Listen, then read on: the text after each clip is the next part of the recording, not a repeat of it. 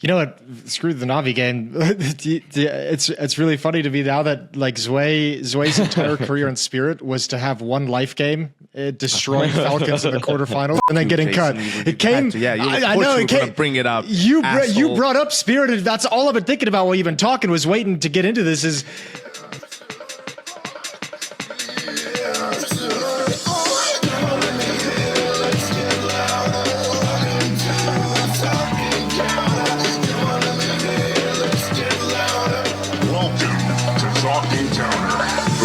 Prison Break. You know, he was like a guest on a talk show once, and he said the only reason why I'm getting hired is because like they think I can do every European accent. Yeah. But like to American producers, that sounds like a good Hungarian accent or something. And he's just like bullshitting his way in some of these shows, and that's like why he's getting all these roles, which is kind of hilarious. Yeah, I've read that the Eastern European accent in like the 90s for movies was just taken as like communist accent. So it's just like no matter who the enemy is, here you go. This is the guy. This is the one. He nailed it though. He fucking nailed it. Made a career out of it. Yeah, made a real nice career out of it. It was funny though, like mentioning Duncan. It was some major or something. You remember Maui when he was like, or some random tournament where he just like took swings at us both because I tweeted something. I disagreed with him on something, like just off the cuff. I tweeted, and he thought it was like a declaration of war on him. And then I think we were on your stream, like watching some like and he just came in and gave you and me like, you know, gave us a good burn. And yeah, he was like, it's hard to have a civil disagreement with him. It needs to be a very much outlined debate, or else suddenly you're his enemy forever. Sometimes you just got to take a shot, you know, just to let the playing field feel equal. That's the trick. Exactly. All right, we heard Jason's, you know, sort of description on Budapest Maui. How was it for you? Did you go to the ruins bars? Yeah, I went to the ruin bar. I went to one of them. I went to the original one. I just went with my girlfriend. We were kind of surprised that it didn't have music playing. It felt super grungy, and there was graffiti and people were standing around, but the only music was some guy playing a piano in a room with a projector, just with some almost like the visuals you would see if you're doing one of those Zwift, like the stuff Pimp does with biking. It was just like a nature trail going behind him as he was playing the piano, and it had 2 QR codes that said donate, and it was just like, it's kind of a weird not what was advertised. Yeah. It was cool. I mean, we liked the space a lot, and the drink selection was great. Just a little kind of surprised by it. But I mean, beyond that, I mean, I just think the weather never lended itself to really getting to see the city and walking around. Like I almost every time I'm out, I just kind of want to get somewhere else indoors instead of taking everything in. It was rainy and gray a lot, wasn't it? Yeah. And the schedule we worked as well with timings didn't let you really go explore in too many convenient hours. That's why I just had espresso or cappuccinos at a handful of places, because all you could really do is a very light morning activity and then you're done. Yeah. Did you try kurtos kalas? I don't know what that is. It's like a pastry, a sort of a sweet pastry, like a sweet bread. Is it or the something, chimney cake? Could be. I don't know the Hungarian name for it, but someone will know. Yeah, it's chimney cake. Oh, okay. It is chimney cake. Okay. I had a few chimney cakes. I had one that was good, and I had 2 that were pretty mediocre. Doesn't like kurtos kalas just sound so much better when you say that? That does sound kind of awesome. Chimney cake sounds weird. Chimney cakes sounds like something Jason did in college. I did a couple things that you could probably call a chimney cake. Yeah. Of course you did. Honestly, they're all right. When they make them fresh, they're good, but sometimes they just leave them in big bags and then they're just sitting there, and then I order it thinking I'm going to get a fresh one, and they just hand me it, and I'm just thinking, oh, well, that's just been sitting there for 10 minutes, and now the bread, because it's also so cold, is just now rock hard. So it's either fresh or nothing for those. Yeah. The langosh was one of my favorite things I had there. That langosh bread was unreal. I didn't make it to a langosh spot, actually. Yeah, you should have gone. Next time around, you'll get one. Yeah. Next Star Ladder Major. Boys, we're now a week ish removed from the major, about 4 or 5 days from the final. I mean, just diving in, I guess we could just dive into any kind of crazy emotions now that have changed over the past 4 or 5 days. Anything that now that the dust has settled, the energy has dropped, the excitement, the endorphins have disappeared. Anything crazy sticking out to anyone? Well, I'd be interested in your guys' takes because I feel like maybe Jason, you've sort of held out on the era discussion at the time for Vitality, but now with them winning 2 majors in the year, plus the streak to kick it off, and winning EPL in the middle of the season, what is your take on it?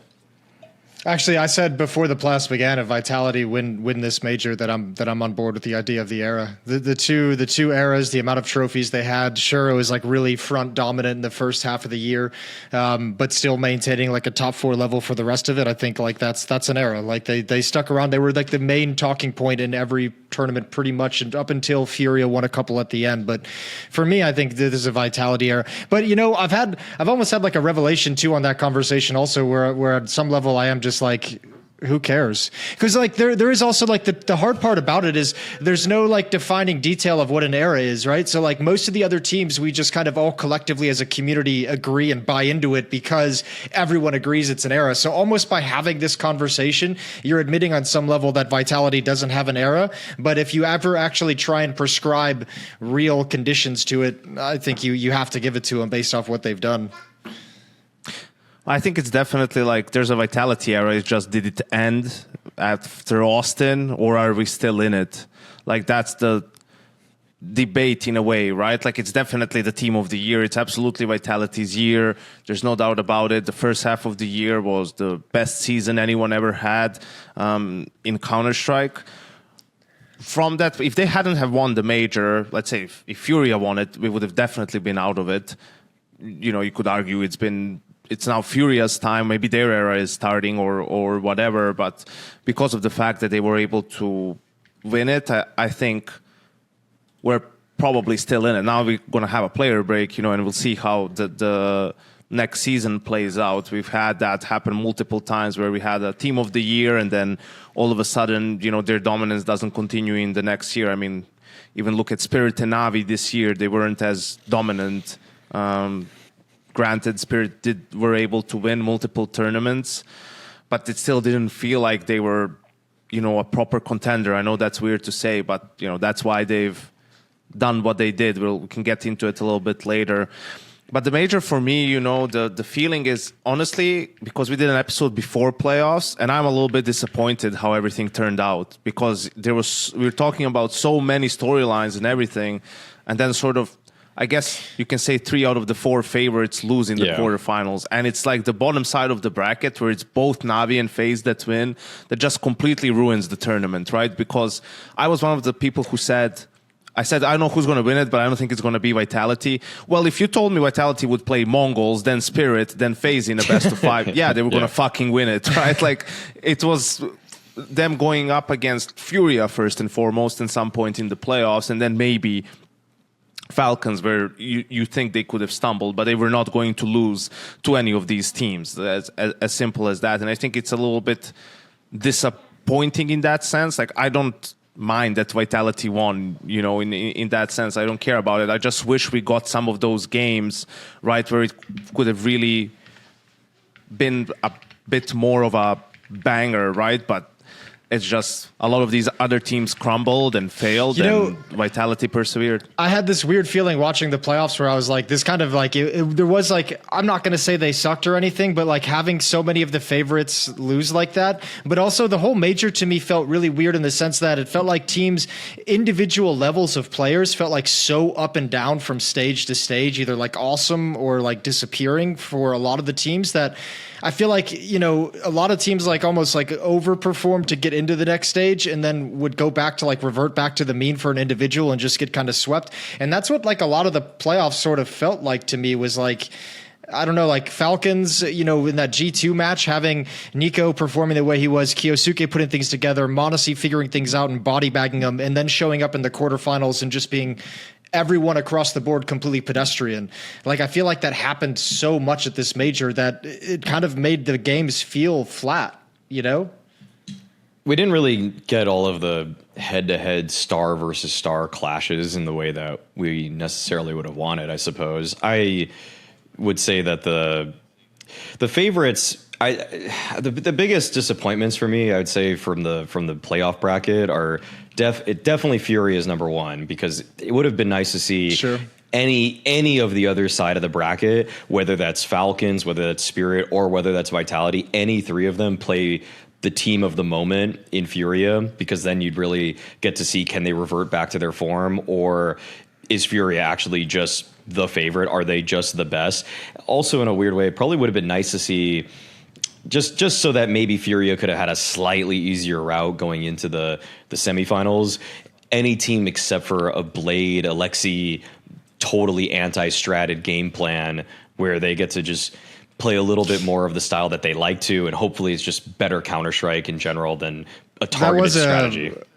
That was a baller fucking quote, though. Wasn't it wonderful? Who came out and was like, yeah, I expected to win. We had like 4 days of preparation on one team with Blade and Alexi. Yeah. And he was just like, yeah, like we came into that game being like, we know everything. Like, this is over.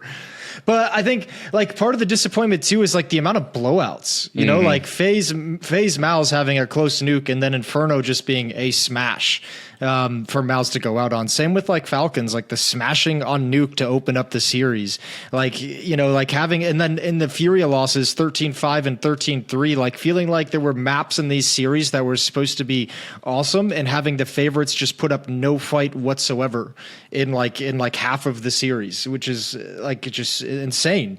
And like that was really, for as hype as like this was, with the best playoffs we'd had in the major, like all the important teams that were supposed to be there, all the best performing teams at the moment, no real flukes or upsets getting through to the playoffs. None of these games in the quarterfinals like really delivered for me in the way that I was wanting them to. Like not a single one. Yeah, the best playoff, major playoff series this year was probably Spirit MOUZ in the quarterfinals of Austin. There's been a lot of one-sided affairs that have gone down so far, in at least this year. I mean, in CS2, I don't know if that's an MR12 aspect or just the team's forms are wavering as people are bringing in varying levels of prep as well, because I think some teams are, when they get to that quarterfinals, they really do.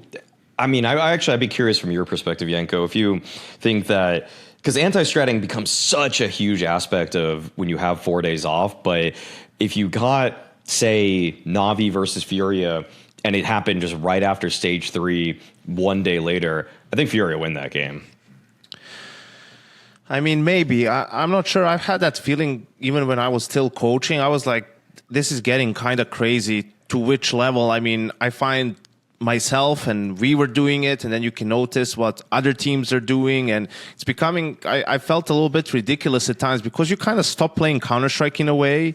You're just anti-stratting, like you're just playing this one team, and then, you know, I could go back and watch a game and we could win the game or lose the game, doesn't even matter. And I'm like watching it, and I'm like, you know, sometimes you're like, what are we doing? You know, like when you just try to turn your brain off in terms of you were anti-stratting and you saw some tendencies and you were doing it, it's like, this looks kind of weird. And then obviously when it would work well and you had some good reasons because of the anti-strat, yeah, it could lead to some straightforward wins. Sometimes it could go horribly wrong because they changed things, or someone messed up a little bit the things you were doing in prep. Players didn't pay enough attention in the actual rounds, and then all of a sudden you're in a hole and you're down 5-6-0, right? And it's very difficult to play. That's why I've been, with time, even towards the end of coaching to some extent, but definitely I felt that the way to go is just, you need to focus a lot more on yourself and focus on what are the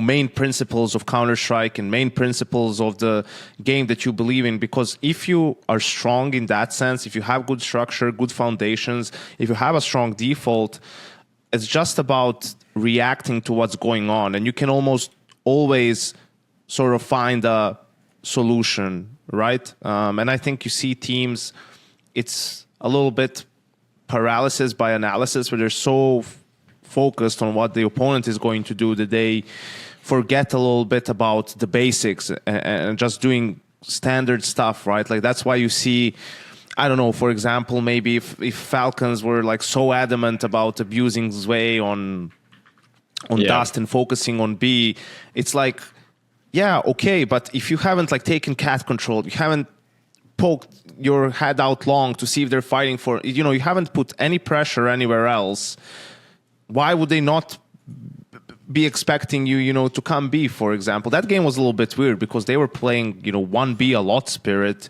even though Falcons were going there, right? Like they kept playing 4A, but that just tells you the anti-shredding and the preparation that goes in it. Well, in reality, if you just played around, if you just played default, made sure that, you know, any aggressive move that they go for can be punished, take map control, that's what people neglect. It's like you're constantly getting information as you're doing that, right? Like you're seeing what counter utility are they throwing, where is the op, do they have single op, double op, like is the rotator down CT, and you know, that's helping you get a read. All right, they might be playing, maybe they're playing double long this round, or they're doing this, or they're giving up short, right? And then you have finishers and endings and ways to mid-round and play these rounds out where you're like, all right, this is a good solution against a couple of different things. And I thought that's why Furia is, for example, good at that, right? And still, in that game against Navi, didn't really pan out. You know what? Screw the Navi game. It's really funny to me now that like Zwei's entire career in Spirit was to have one life game, destroying Falcons in the quarterfinals, and then Fuck getting you, cut. Jason, It came. had to. Yeah, I know. Of course you were going to bring it up. You brought up asshole. Spirit, and that's all I've been thinking about while you've been talking. Was waiting to get into this. Is yeah, that's all. That's his entire tenure is just ruining Falcons Major. Is just coming in, spanking them, 2 aces in the series, knocking them out of the major. Peace out. I'm done. I want to hear Maui tell me what does this mean for Nico's legacy. The fact that Zweih decided to have a fucking higher rating than Donk. This guy had 2 aces. He has aces in back-to-back maps. He didn't have. He doesn't have back-to-back aces in a fucking Face-It game. And he had him in the quarterfinal of a major. Are you fucking joking? Nico's just cursed in ways that He's cursed. Sometimes they're his own doing. Sometimes you can't game plan around Zweih. In fact, they did try to game plan around Zweih, but he undid the game plan. The Zonic game plan was actually thwarted by 18-year-old now bench Zweih. It's kind of a miracle, actually.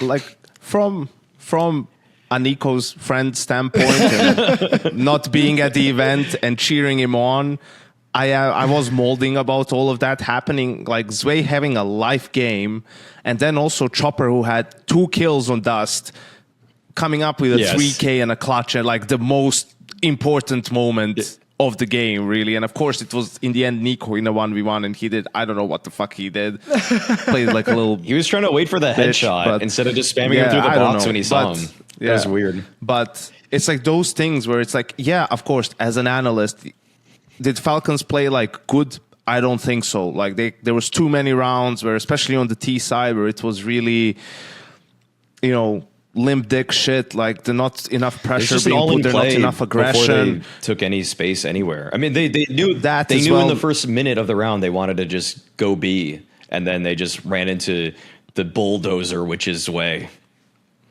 Yeah, and I think like that Sentence all never of that uttered before. And stands, it will never be said like again. all of that shit stands, but it's still like, you know, some of these rounds were not terrible, and just Zweih decided to have a 4K on Nuke, had an ace on Nuke, like. It was kind of mental. I went back actually to see how did Zweih do so well on Nuke. There was one of the rounds where he got a multi-kill. Kyosuke team flashed. Kyosuke just team flashed coming outdoor and blinded himself and Tessis. Zweih gets 2 immediate kills because they were literally running out with their heads or their arms over their eyes. Yeah. And then he was able to spin around and just stay alive and get another kill. And I was just like, okay, well that's just lucky. And then one of them, when they're running out HUT, he did just have the best angle possible and just instant one bullet all of them. So that credit to Zweih. That was nice. Then another round when he had a really good A-hold, the spacing was a little bit awkward for Falcons, but it's because there was a guy going through mini, through a door smoke, and a guy going through HUT, all kind of one by one by one. And Zweih just played, I mean, he didn't really have to vary his positioning too much. It's just that the one spot he kept choosing was getting him multi-frags.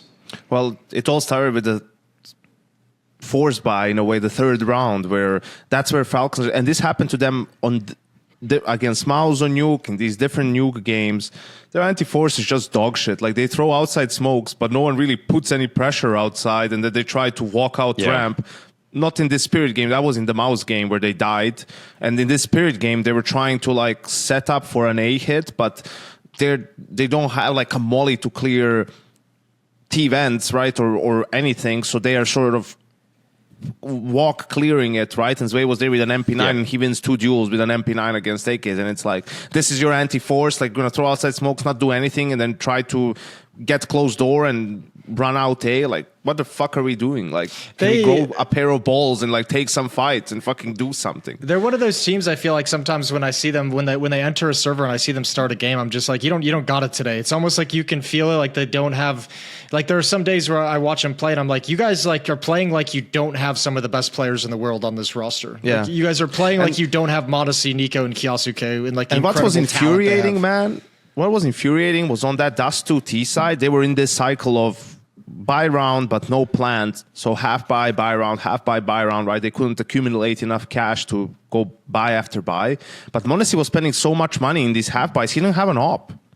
Like he didn't have an op on that. He wasn't. He didn't have an op in his hands, and I don't know like what's changed in Counter-Strike since I was coaching. But bro, not having an op on T side when the CTs have it like limits a lot of the shit you can do. Like I know it's Shiro on the other side, but that kind of makes it worse in a way because he's so passive and defensive. Like he's not going to be in a position where a rifle can really punish him with like a good flash, like he's just going to take the far angles, punish any like sort of YOLO plays, and it's very difficult to get rid of him if you don't have an op on your own. Like how are you going to, if you want to go out long and you don't have an op and they do, how are you going to like execute long after you take it, right? Like fucking kick some buy nades, no armor, and then drop him the op next round. Swap guns with him if he really wants to have I don't know what in the half buy, or he's a sick player and you want him to have a deagle armor and something like that. But it was crazy to me how many gun rounds were going by with m80 not having an op after the series he had against G2 and the Dust 2 game he had against G2. Is like, does anyone on this team like fucking think like can anyone stop and say, guys, can we just make sure we get a fucking op in these guys' hand and just play a default round? Because that's the benefit of having really good players is you don't need to outplay the other team every round. What you need to do is give your players a chance, meaning, bro, go 5 cat and execute after you put pressure and baited out some nades. You're going to lose. Testis is going to die as the first guy going in, someone else, blah, blah, blah. But you might have Nico and m80 in a 2v4, right?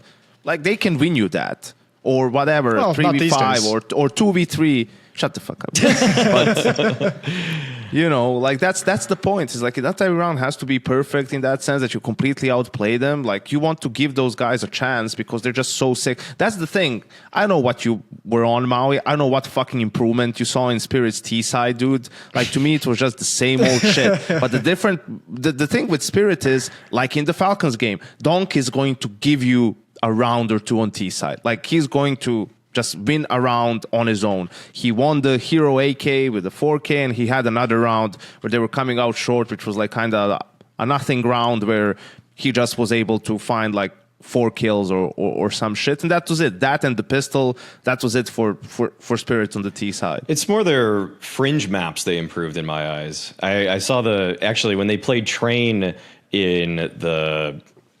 They played it against Liquid, and I think they might have played it against MOUZ. I'm not sure. Yeah, I think they played it against MOUZ as well. Yeah, they did. And that was the map where I actually, even though they hadn't picked it at all in the months leading up to the Falcons game, I thought they needed some kind of edge in the veto. And looking at their T side from this event, I was thinking that they clearly worked on a handful of things. I mean, they were selling fakes with zweih running out, pop, and they would throw nades from T main at the same time and flashes over as well so he could swing out with some smokes, and then they would do a B hit at the same time. They were doing multiple things at the same time on Train in particular, so I thought that was one map where I said, okay, that they clearly worked on things. And then also Mirage versus MOUZ is another map where they actually used a little bit more misdirection. They had MOUZ off of the bomb sites that they were ending on because they sold enough of a fake going towards one side. So those two maps in particular, but their Dust 2 more or less is pretty similar to what it was before. I think the only play that I really noticed they added was that they would do this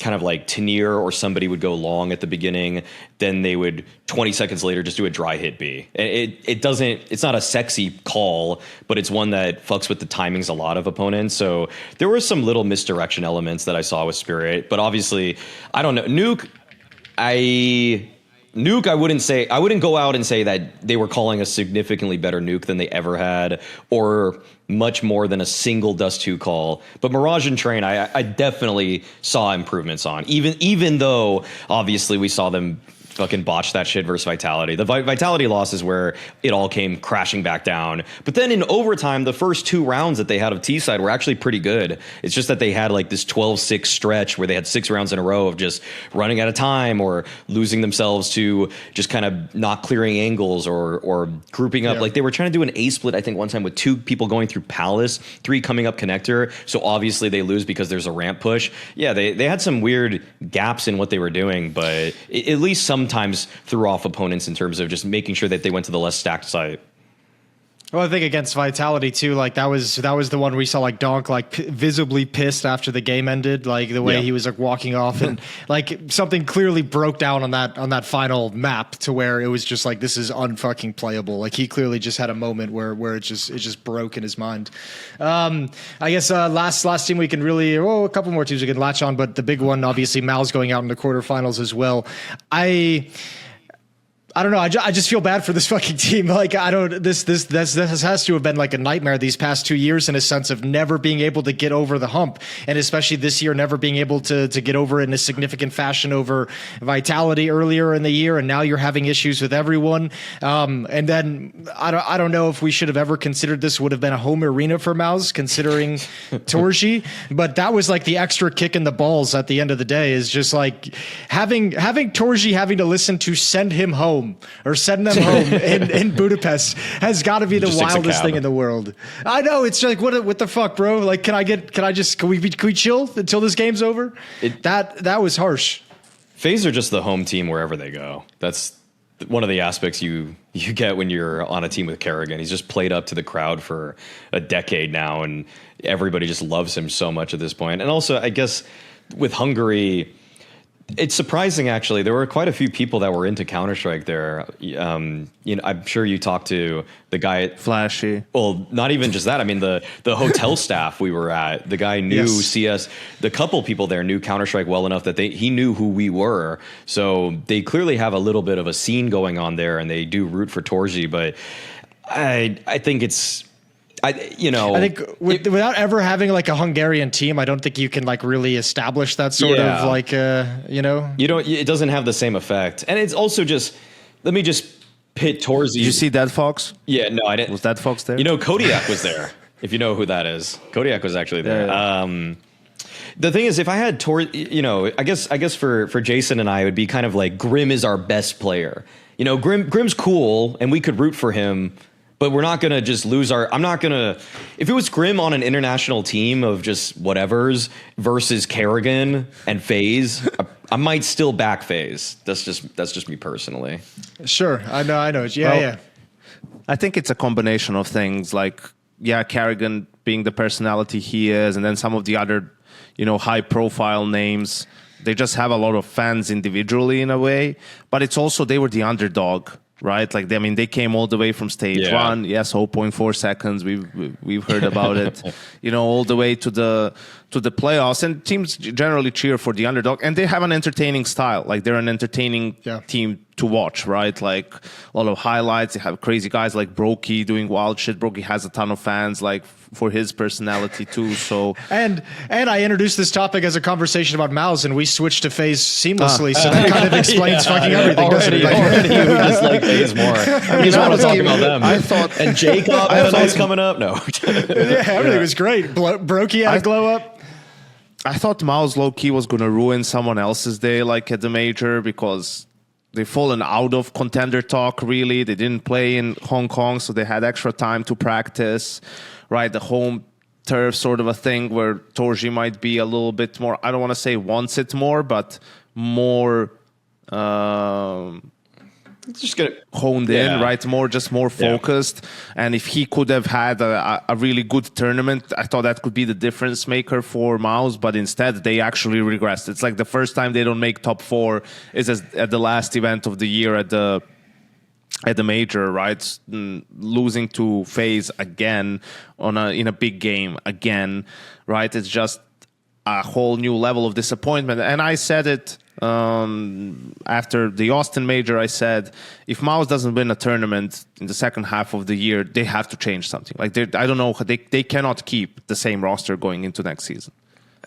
No, I don't think you can either. But we'll touch on that a little bit later, too, if you want to save your thoughts, because we're going to get into the other roster stuff, too. I mean, I think that MOUZ are just so pinned to Exertion in a really unfortunate way, because he's great for 90% of the year, but the 10% that's the most important part of the year, he's just 20% worse than he usually is. I mean, I can't really... It's the Nico of this generation, you're trying to say? I mean, he doesn't reach the highs of Nico, so I can't really give him that. You know, I think it's pretty clear that Nico's peak was much higher than Exertion's ever was, other than in a group stage random match versus like the 15th best team in the world. But those are Exertion just versus the most elite riflers in the world is, I would just say a couple things. I think one, he's slower than them. Two, he doesn't really have as tricky of movement.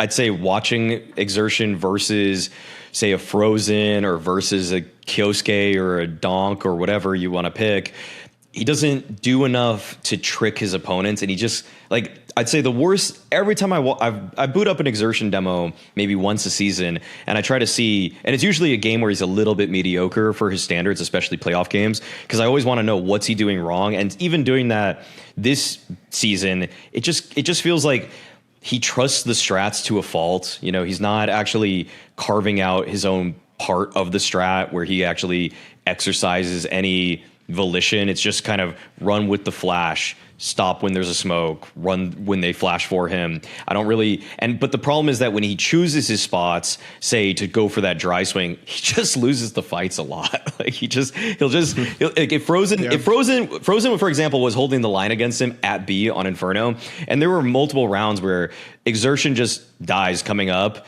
because he decided, I want to take this duel, but it's just not, he's just swinging. It just looks like a 2000 ELO player swinging against me. You know, if it's like a donk, there's going to be a jiggle, then like a wide swing and like a back step kind of like crouch peek or something. I don't think Exertion is tapping his crouch button enough. That's my take on Exertion's mechanics. He's just not. Your take on the actual mechanical details. Yeah. I just don't think he's hitting his crouch button nearly as often as the best riflers in the world are. And he doesn't have the aim to just be as lax or nonchalant about his crouches.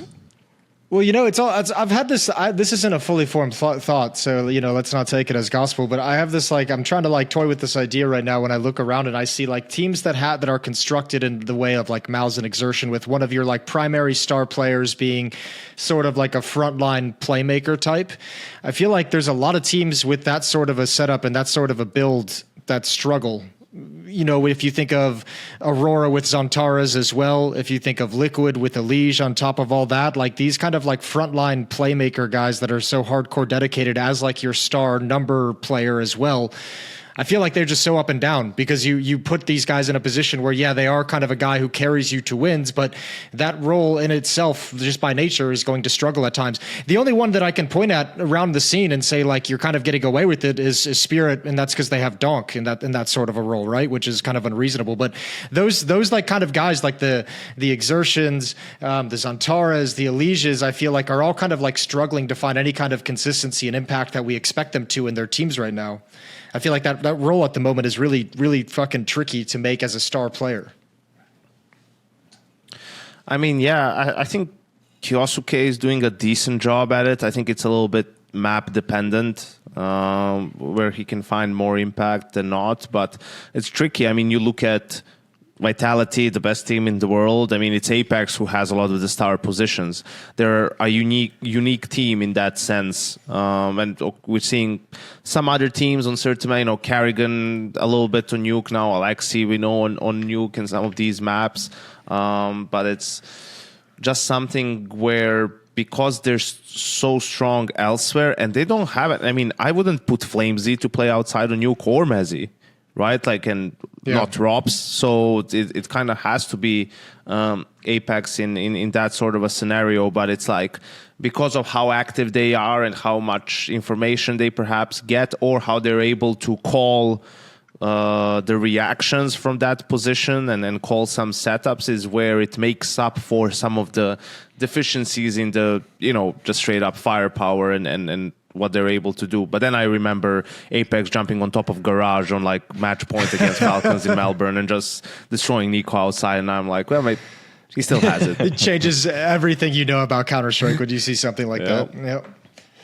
The positives, I guess the positive, the teams that overperformed, like FaZe and Na'Vi, I did the show with Duncan and Sam yesterday, and they wanted the topic of that was like all about FaZe. And when they told me that at the start of the show, I was like, fuck.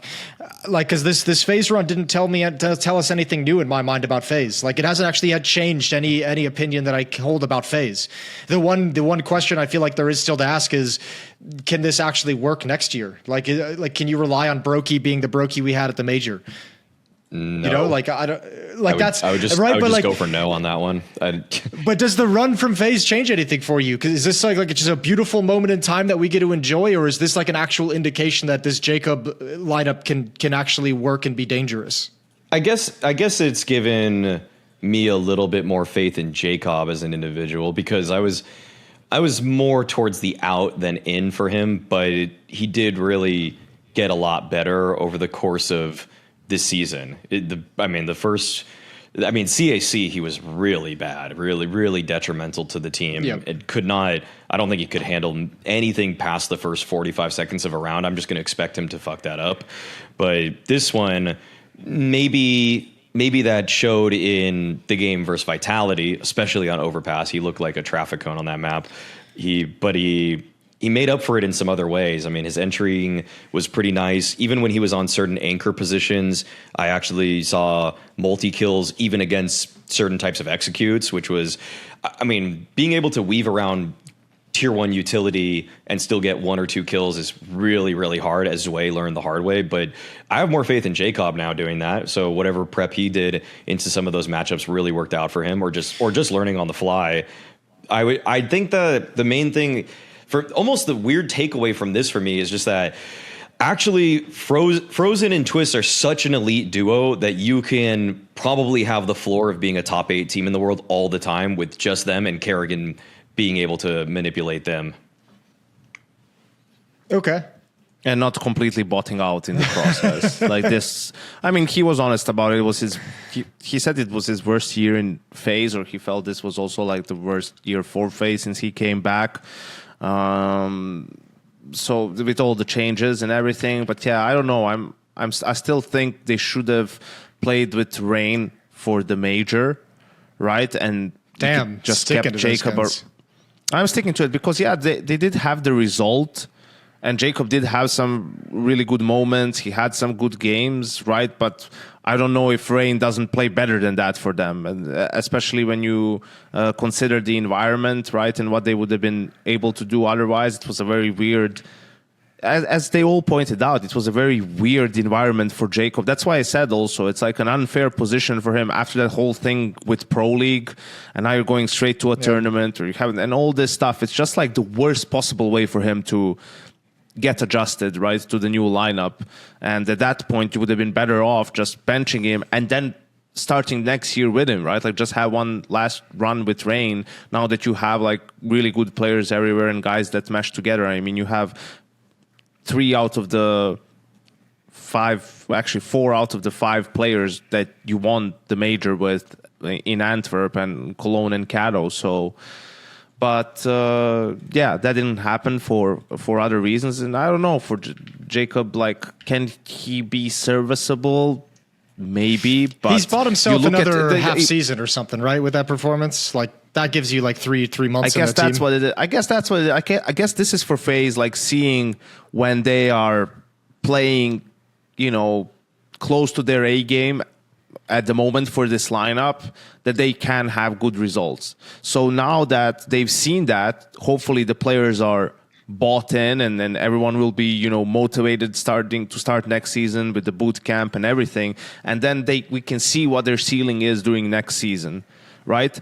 But when you look at some of these other teams, it's like, how are they supposed to beat Vitality, Furia, whether you want to say Spirit, Falcons in that conversation? Like, they already beaten MOUZ, but, outside of the other team sort of choking and Kerrigan, like, on a big stage, out-calling the opponent, is like, there's just a significant gap in firepower. I feel like it's too much for Twists and Frozen to have to carry, right? Like, Broky would have to play like this on a consistent basis for them to be able to compete. And I'll just say for the finish, is like, I do find it encouraging what Kerrigan has been saying about Broky, in terms of that he doesn't necessarily even care how he was playing on the server, that this was the best teammate he's been ever, right? Then that's telling me Broky's matured a bit and understands, what being a professional player all involves.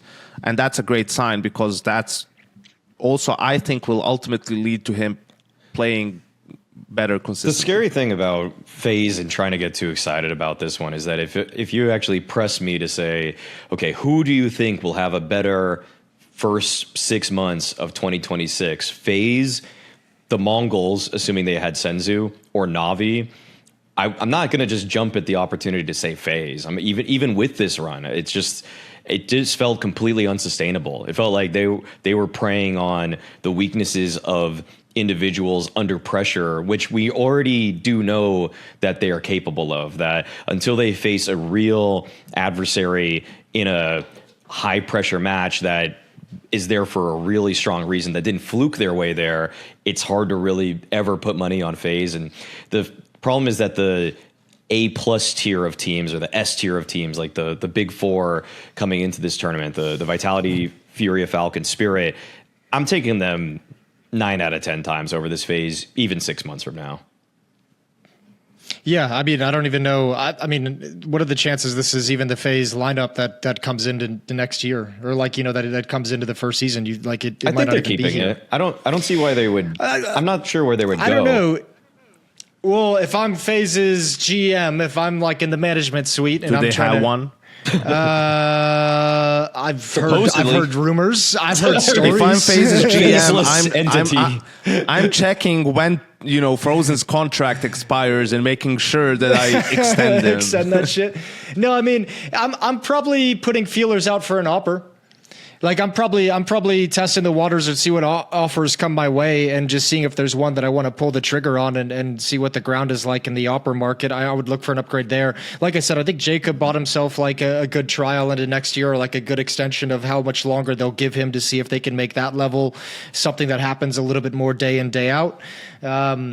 And I think after that, I think, yeah, the AWPer is the next place you would look into. Because like I try and think of it this way. If I went down like a list of best AWPers, or the top AWPers that I think is like, how far down would I go before there was an AWPer that before there's an AWPer I wouldn't take over Broky? You know what I mean? Like if MOUZ came tomorrow, and this is completely hypothetical, obviously, but if MOUZ came tomorrow and I should offer Torji for Broky in a heads-up trade, are you pulling that trigger? That's a tough. I mean, Torzi and Broky are just so different. I'm 100% pulling the trigger on Torji for Broky if I'm FaZe. 100%. Like that's the way I look at it. That's why I'm asking this question. If I'm confident enough in my rifler core that they're gonna provide me with the capabilities to win a tournament, then fine. But Torzi's not a guy that wins you tournaments. I'd say Prime Broky is a guy that can while out and get you to the grand finals of a major. Torzi has never in any tournament ever proven to me that he can be the difference maker. So it'll raise my floor. But you're thinking about Broky at the major and like the performance he had there. Like, think about the year he had in FaZe. He got benched for the Austin major. Yeah. Like this hasn't been like a recent like, oh fuck, we have to get rid of Broky. This has been like a year long. Is he in or out? Is his attitude good enough? Is he as good of a teammate as we needed to be? Is he strong enough individually? And they benched him earlier this year because the answer was no. And then you still didn't get premium Broky until stage 3 playoffs of the major, right? Simply put, like, it's not me. If I've had a player, either of these guys for a year, I have more faith that Torzi is going to make sure I don't just fall under the weight of my own Crater. randomness, just my own motivation, really. Yeah, Torzi's going to stay motivated for the whole year, where Broky, it's wavering.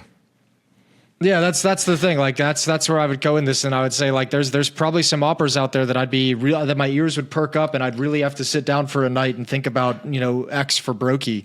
So if I'm phases management, that's what I'm doing. Not trying to make any moves, not like rushing or trying to enter into a bad deal. But if an opportunity presents itself for an upgrade at the op position, I'm considering it, and I might take it. You know what I mean? I think the problem is also there's not a lot of guys. It feels like a lot of moves FaZe could make would be lateral. Yeah, like might not be better anyways, but have a chance to. Like Torzi or Wonderful could be another name that, the other teams are looking to switch it up in that department. Like, yeah, he had an amazing major, but outside of that, even his time in Navi has been like, all right, has some moments where he's pretty good, has some moments where he's a liability, not... these are guys that you win with them. You don't win because of them, right? For the most part. And I think there's only actually a couple of AWPers that outright win you games. That's zweih, Molodoi, m80, but even for Molodoi and m80, like how consistent is that, or how consistent it has been this year at some of these events? Like the biggest one hasn't really.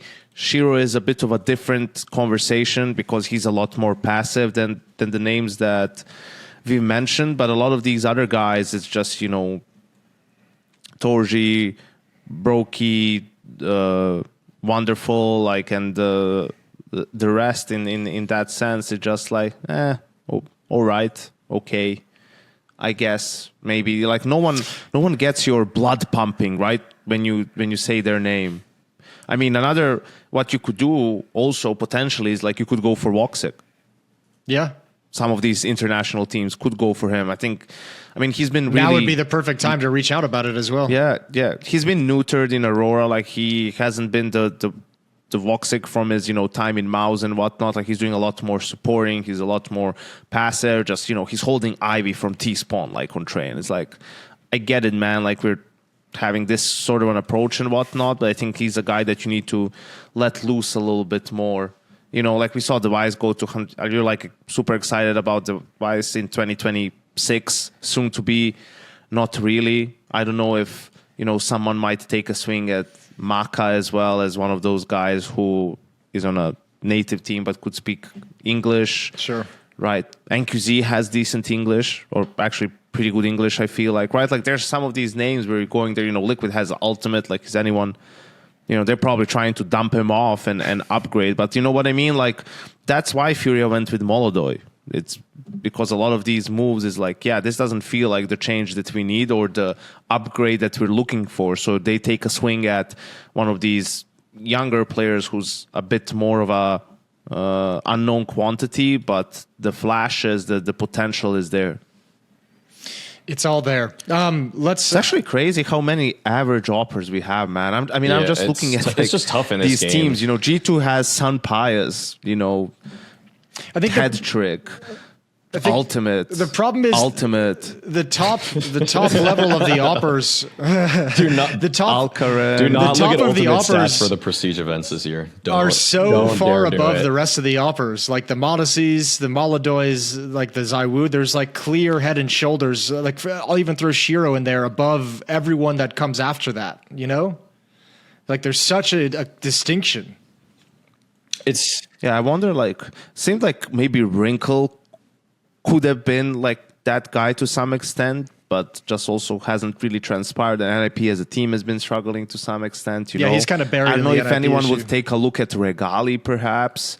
He's had some decent games with FlyQuest, but these are all like, again, right? It's nothing that clearly stands out. Like someone has to pick this kid up and give him a chance in tier 1. You know, it's just so hard still to.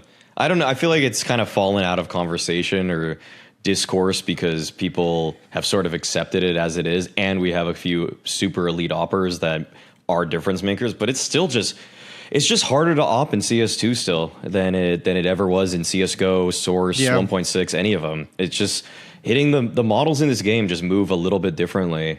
I'd say holding angles in this game is still just it's just incrementally harder than it was in any other version of Counter-Strike.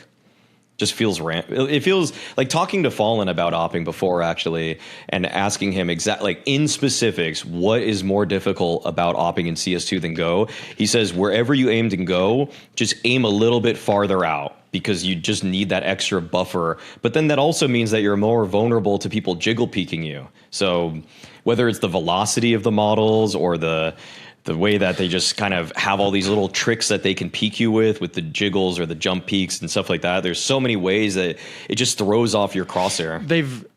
They've all mentioned that if there's a rifler that just like has the lineup and just like peaks, like really like just gives it a perfect peak, like there's nothing they can do. Yeah. And like pre-aim at an op angle. He's like every single one of them. I heard it from Torji, heard it from Fallen, heard it from Wonderful, heard it from zweih. They're all just like, yep, there's just certain angles where you're holding them, and if they hit the perfect peak and the perfect pre-aim, you're just dead. Like there's no chance at a reaction. Tell me, Maui, was this conversation before or after he decided to reply to Kassad? Before. Yo, that just felt like, I mean, I've had a few drinks at the bar and I opened Twitter and I made a horrible mistake. I don't think Fallen actually lost all too much. If Fallen consistently goes down to reply to Kassad, he's going to lose a lot. But I think the double reply from Fallen, it panned out for him. He won. He definitely won. I mean, it's an easy ratio if it's Fallen, right? Like you just do kind of win on some level. Like even if you don't win in the court of argument, you win in the court of public opinion. Like exactly. Fallen is unbeatable in those situations. It's hard to. Addressing the Kassad thing in general, though. Is Kassad trying to cancel Hot Take Point Made? Are we trying to, is he trying to get out of the show? Are we going to ever run it again? Like, what's going on? No, we are recording an episode soon, but you get the fun now of having to open up Twitter one day and realize the people that you're doing episodes with, you're just like, oh fuck, what did they say now? Like, what was it this time? It was supposed to be Thorin was the guy that I have to watch out for, but truthfully, it's been Kassad over the last year. Yeah, and now you thought there wasn't anyone who could possibly burn more bridges than Duncan, but here comes Kassad. And now you're outnumbered. Yeah. Now it's 2-on-1. So good luck. Have fun with that. I wasn't supposed to be the most reasonable person in any podcast that I ever joined. It just I thought I would usually be the black sheep, but no, for that one, it's almost like they're holding on to me just to have some stability. Like this is the one hireable person on the show, I guess. Hey, this is your opportunity, you know? Can be the wild one here, baby. I suppose that's what I have to. Yeah. Yeah. Go nuts. It's just I said it last episode. Is like I forgot because they didn't have a good team for so long. I forgot how obnoxious the Brazilian fan base is when they have a really good team. Because I was like I fucked up stage 1, and then I was memeing a little bit. I was going for the upsets in the playoff pick'ems. I had Furia losing to MOUZ in their semi. Because I had Falcons winning, I was like, Falcons are not going to beat Furia, so I had to have them play someone else in the final to win. And, it was like so much hate, especially after Falcons lost to Spirit. It's like, oh, blah, blah, blah, blah, blah, blah, blah, blah. And then Furia doesn't even make it to the semifinal game and end up losing in the quarterfinal. I think the only reason why we don't talk about it perhaps as much is because they only just surged to number 1. And they did play to win. But ended up losing. Like they didn't bitch out. Like they were going on CT side of chain. Sure, you can argue maybe a little bit too much considering they were losing. But I mean, they were trying to make plays. They were being aggressive and they got punished for it. Didn't pan out and they lost the game. I mean, that's just how it goes sometimes. But I feel like it sucks to lose whichever way you end up losing. But that's less bad than if you were just sort of defaulting and turtling and you were letting Navi, squeeze you out. The most disappointing thing about Furia's departure or their crash out is just it's simply Molodoy for me. I mean, despite what Nico lovers may think, I don't wish any player to choke. It's not, in fact, I would want to see all players at majors play up to the level I know that they're capable of and have shown in recent form, so that it makes my life easier. It doesn't, going on a desk after somebody botches a series is one of the, I mean, all I do is get hated for saying what I just saw, which is than that player not playing up to what I'm used to seeing them play as. And it would be purely disingenuous for me to say, yeah, Molodoy, he gave it a good try, but just left it all out there in the server. Absolutely sucked. He absolutely sucked. And he was horrible in this Navi series. And actually bringing it back to Austin, he was really bad in the Pain series too. Both playoff series that he's had this year at the Major, arguably his worst series of the year. Like those two series are some of his worst series, and he's young, he's getting acclimated to it. But the thing that's already kind of weird about it in comparison is that he was quite good in some of the arenas in the months leading up to this, in the Hong Kong event and Chengdu. Clearly one of the best players in both of those. So I don't even his first arena event. I think back in I think he was even nuts in that first arena that he stepped just into. an Asia merchant. Singapore is going to do him real well, actually. That's where he will be. That's where we're going to know he's going to kill it. I mean, I think Fury is still. I don't think this is like a crazy take, but it seems like because people, for whatever reason, held out on saying that Fury are the favorites for this major, and for varying reasons, I saw the logic behind saying someone would rather take Vitality here than Furia. That's fine. I can even see the logic for saying Falcons are going to win the major too. I saw for those three teams, anything past that, you're getting a little weird for me. But to say now, to turn on Furia, as some people are doing now, is fairly egregious. They clearly were going into this tournament to me as the favorites. Bookmakers had it as that. The way that they were carving up teams, they beat Navi in a BO5. They beat Vitality in a BO5. They beat Falcons in a BO5. The evidence was there that they were the best team in the world, and it was not really up in question for me. The only thing that was worrying was, are they all going to play to that level when the highest pressure is there? I don't even think they necessarily, other than Molodoy, who clearly played worse than himself, I don't think that the rest of the players were that much worse than what they were normally playing as. I just think that they were beaten by a better game plan from Navi, especially on train when Mikaze was able to get out Ivy several times, unbeknownst to Furia, get backstabs off consistently. And then also Navi had so many ideas. Mirage has always just been the bread and butter of Navi. They beat him last time on Mirage too. So for Fury to even win Inferno showed that they leveled up. I mean, they were able to beat a Navi team that beat them the last time on that map. So there were signs that Furia might have. You could even make an argument Furia played better in this series than they did at Thunderpick per those two maps that they had, because those were the two that they lost them at. It's just that train, they were simply outplayed completely. I mean, this is, I guess, the problem with, Navi, let's just say, showed up to this major looking stronger than I don't know what your guys' expectations of Navi were, but I didn't think they were going to look this good and this well prepared and this strong. Mikaze had a good event. Wonderful, obviously played really well. But I don't know, like, my issue is still, like, Furia coming into this, if you're going to be the favorites of the event, like, that was the most disappointing thing, was just the capitulation. Like, I mentioned this, like, I don't think they necessarily played worse, like, tactically, but when I was watching that series, it looked like Furia knew they were beaten on Mirage and Train at a certain point, like that, and that's not what I expect out of. That's where those quarterfinals felt really sad to me. Was like, I don't necessarily think they came in with a bad game plan, but I didn't feel them actually like fighting back in those maps when they just got flattened. And maybe it was just because they were so comprehensively outplayed, which was impressive stuff. I think what's going to be. What I'm looking forward to in 26 is the bounce back, because they clearly put a lot of work into this season. I would say that Yekindar is up there for me for maybe the top 7-ish entry fraggers out there for what he did in the last 6 months here. I'd say he's probably a hair behind Exertion for me right now. So he regained a lot of form. Queserado, so commendable for keeping up the form that he's had for the last 4 years. And Queserado is the definition of just being ready for the right opportunity. Do you think this is Fury just peaking too soon and having those great events right before the major and then just hitting a wall? This isn't meant to be an excuse in any way. I know at the major they were just like they had like three, like Yakinder and K-Serrato were just violently ill throughout the entire stage 3 that they ran 3-0. So coming out of that, maybe they're like a little sluggish in the brain and a little bit slow to get back up for any kind of hardcore prep. But like this could have just been them peaking a little bit too early and going into the major and not really having enough that they could turn to when things got difficult. You know what I mean? Like they'd already been kind of found out by that point.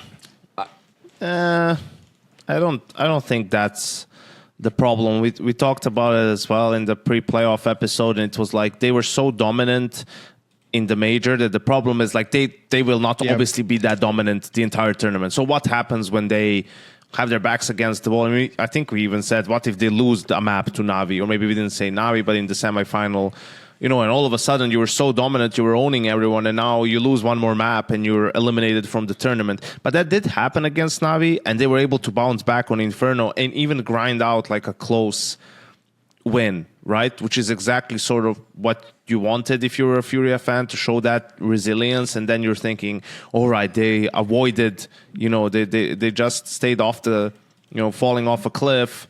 Now they're going to dominate on train, right? But that's where Navi just beat them and outplay them. So I think just Navi on that day was the better team. Furia would definitely know if maybe they were surprised by how Navi was playing. Maybe they weren't, but some guys just messed up and made mistakes, right? So, and, you know, things like Molodoy not being up to his level, and maybe a Kindar in that series, it's like obviously going to hurt your chances. I wouldn't. Peaking early is kind of a difficult thing for me to qualify. I would just say I feel like if they actually played almost anybody but Navi, maybe not Vitality in the quarterfinal, they would have been fine. I don't think that. I actually think this was just such a good game plan from Navi. I feel like every gun round for them on train was almost like you're playing a completely different team every round. That's so hard because as Fallen and Sid are trying to catch up to what's going on, and then they're just getting thwarted because Blade was a step ahead. Blade was playing chess while they were still just trying to read 3 moves ago. So it's why I'm not really that hard on them in a way. I know Thorin's like, where is the hatred for Fury underperforming on Twitter? He's like, why aren't they hating Furia like they do when Falcons underperform? Well, I feel like the difference for me is just that they got beat by a Blade Alexi game plan, and I'm so ready to praise Blade and Alexi for consistently swapping up their styles, causing misdirection.